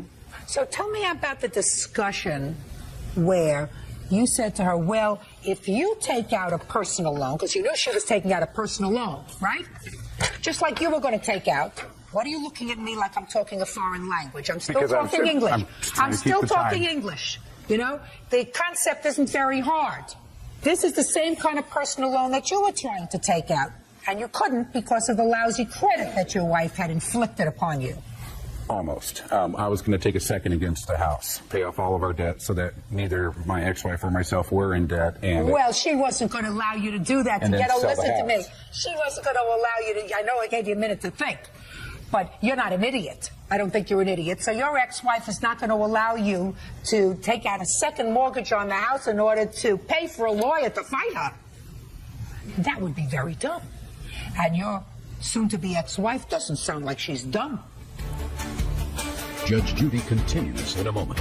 Vila says ex-boyfriend Jacob Johnston owes for a loan to hire a lawyer. Jacob claims Janelle offered the money. How many payments did you give her on this loan? I don't remember making any payments to her. How many payments did he make? One, Your Honor. When? The first payment due July 5th, 2004. He paid That sound familiar to you, sir? I remember giving her $200 because she was tight. I didn't expect to be paying back anything at that point. Well, when did you decide, Mr. Johnston, that you no longer wanted to be involved with Miss Avila? After she became aggressive and upset. Month and year. June of 04. So within 4 weeks or so of getting this money, you took a hike. I had taken a hike prior to that. Tell me about that, sir. We spent a lot of time up until the end together, up until the end of 04. Listen to me. I had May of 04, you took the check, paid for the lawyer. Listen to what you're saying to me, sir. Be very, very careful, because you said to me that you were served with the papers May 6th. So you took the papers and you brought them home and showed them to her and said, gee, I got served. So at what point had you broken up prior to that? Okay, so at the end of 04, December, I had stopped spending nearly as much time with her and told her that I needed more space, and I didn't. Well, what was June of 04 that you just told me about, sir? 03. Or 03, excuse me. I'm sorry. Thank you for correcting me. We weren't spending You're talking nearly about as in much December of 2003. time. Go ahead. I wanted my space. I didn't think she was the right one to introduce to my daughter. Then what'd you take her money for? We had spent some time Why did you take her money? because I'd helped her out through a lot of difficult times, and she asked if she could give me the money because of all the help I had given her. Is that right? No, Your Honor. See, I knew I was going to let you talk. Let's talk about character. You're not supposed to use people, Mr. Johnston. It's never my intention to use It it. was. When you put someone in debt in order to satisfy your need, when you have no legitimate intentions, because she had legitimate intentions, she still cared about you, right? Yes, Your Honor. I still cared about her, too. That's not what you just told me. You said listen to me. I needed my space. I didn't think she was the one to introduce to my daughter. All of those things. Then you don't put her in debt. And once you're back to work, and if you did stop seeing her 4 weeks later, you say, Janelle, listen, at the time I really needed the money. I thank you for taking out this personal loan. I don't want you to be behind the 8 ball. I'm going to pick up the payments because I had thoroughly intended to take out a loan myself to pay a lawyer. And since I couldn't get the credit, you were great to help me out. But I'm going to take over the payments. We're no longer together. We're not related to each other. I'm not going to see you anymore. I'm moving on with my life. I don't want you to feel as if you've been put upon. Do you understand? That's being a moral person. So I wouldn't allow you to represent toilet paper, sir. Because that's what I think of your moral character if you stuck her with this loan. Judge for the plaintiff in the amount of $5,000. That's all. Thank you, Your Honor. Parties are excused. You may step out. Perhaps he had no money to repay since he wasn't. And now the next case. All parties in the matter of Hanson versus Fagan. Step forward, please. Plaintiff Norman Hanson is suing his ex-girlfriend, hairstylist Lisa Fagan, for the cost to renovate her salon. Norman claims he did the work and was never paid. Mr. Hanson, you and the defendant lived together for a period of time in her home, and it is your claim that while you were together, you did work for her in remodeling her salon. Is that a beauty salon? Yes, ma'am. And there was an agreement that she would pay you for that remodeling work. You finished the work. She didn't pay you. True. That's your claim. How old are you, Mr. Hanson? I'm 58 years old. And when did you move into Miss Fagan's home? Probably about a year prior to... What year did you move into her home? 2003. End of 2003. How long had you known her before? About 20 months. And how long did you live with her? Approximately a year. A little less, on and off. What do you mean on and off? Well, whenever she'd go out and meet somebody else, she'd give me the boot, and then he'd leave her. She'd call me back. And you went? Yes. You weren't living with her. Where were you living? I had my own home in Interlaken, about 40 minutes away from her home. For most of the year, however, you lived with her. It was more convenient to live with her so I could get the projects done that she wanted done than having to travel back and forth. And plus, I'm disabled and I'm on a fixed income, and it's easier to move in and save money than go back and forth every day. Now, what kind of projects were you doing for her? Okay, I built a privacy fence around the property. And when did you do that? How long had you been living there? It started around, I guess, March or April when she got her income tax check. We went up and bought the material and I started. What kind of privacy fence was it? Wood? Yes. Sounds like a lot of work. It was. Did you have to pour cement? In some areas, yes. And how big a fence was this? Maybe 400 feet, 500 feet. And what was the next project you did with her? Then I built a 12 by 24 patio off the back of her porch. Out of what material? 2 by 6s, 2 by 4s, all treated. Now, during that time, sir, because these projects kept you very busy, while you were living there with Miss Fagan, I assume it is correct that you were not paying any part of the mortgage, gas, electric, or utilities. Is that right? Well, at first I was paying her like $100 a month. $100 a month? One time, Your Honor, I got that. Twice. One time. Twice. He says twice. Give him twice. He gave you $100 a month. That comes out to a little less than $25 a week. Is that right, sir? Yes, sir. Yes, ma'am. So we know that that's not really supporting yourself. No. Now, what was your main job, Mr. Hansen? In the salon? No, your main job. How do you support yourself? You're 58 years I'm old. on disability. What's the nature of your disability? I had a broken tailbone. That's the nature of my disability. I got a broken tailbone. Well, what does the broken tailbone disable you from doing? Almost everything up to about 3 years ago. Just a second. If you're building 500-foot fences... Yes. And putting in 20 by 30 patios... Yes. And single-handedly remodeling a salon... I want to know, are you disabled from building skyscrapers? Are you disabled from building bridges? He's lying, Your Honor, to get money from the government. Well, I'm trying to figure that out, Miss Fagan.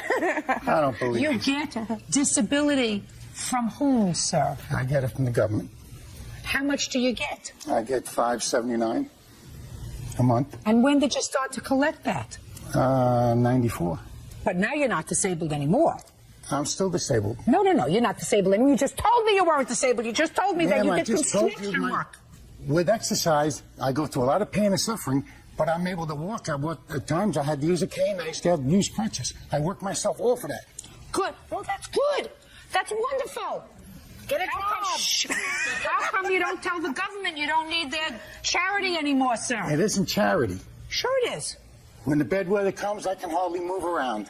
It changes like the weather. My goodness gracious me. It might seem like right now, because it's nice and dry, everything's fine, but I still got pain. I still got to walk with it. That's life, Miss Vance. As we get older, we get aches and pains. But if you can build a 500-foot fence and a 20 by 30 patio and remodel a salon, you should not be getting money from the government because you're disabled. Now, when you told her you wanted money for this salon, and you were living together at the time, sharing a bedroom, I assume, what did she say to you? She come out and asked me in her house, do I think I could do that concrete building, renovate it, and convert it into a salon? I said, sure I can. Sure, as long as the weather's dry. Not when it's raining. Did you say to her, sure I can do that, but I can't work when it's raining? It's harder when it's raining. Go ahead, keep going. Okay. She asked me how much do I want to do the job. I said, well, make me an offer I can't refuse. She said $15 an hour. I said, okay, let's go with it. And that's what we did. Mm-hmm. I'm listening. Where do I begin? What would you like to know? No, just say to him, when he said, why don't you, according to your answer, you said that when he said to you, you have to pay me for this job, you said to him, I said, are you kidding? I've been supporting you for a year and a half. Right on! No, you and the government had been supporting him. The only one who wasn't supporting him is Mr. Hansen. You're 58 years old. It's time you grew up, sir, and decide, I am a human being. I am a man. I have a responsibility to take care of myself. Not the government, not Miss Fagan, not anybody else. Get a job, call the government and tell them you no longer need their disability, because certainly we're going to send them a copy of this tape and let them know that you no longer need any disability, Mr. Hansen. And get a job and take care of yourself. It's time, sir. Otherwise, you'll never know what it's like to be independent, and then you're going to die. Do you understand? Your case is dismissed. That's all. Parties are excused and they stepped up. I think at first she tried to make it look like a family unit, but it turned out not to be.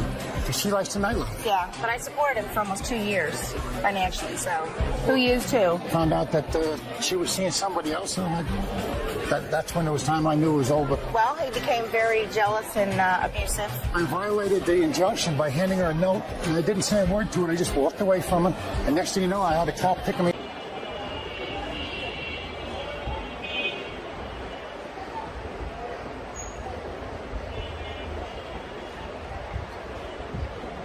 I'm gonna let you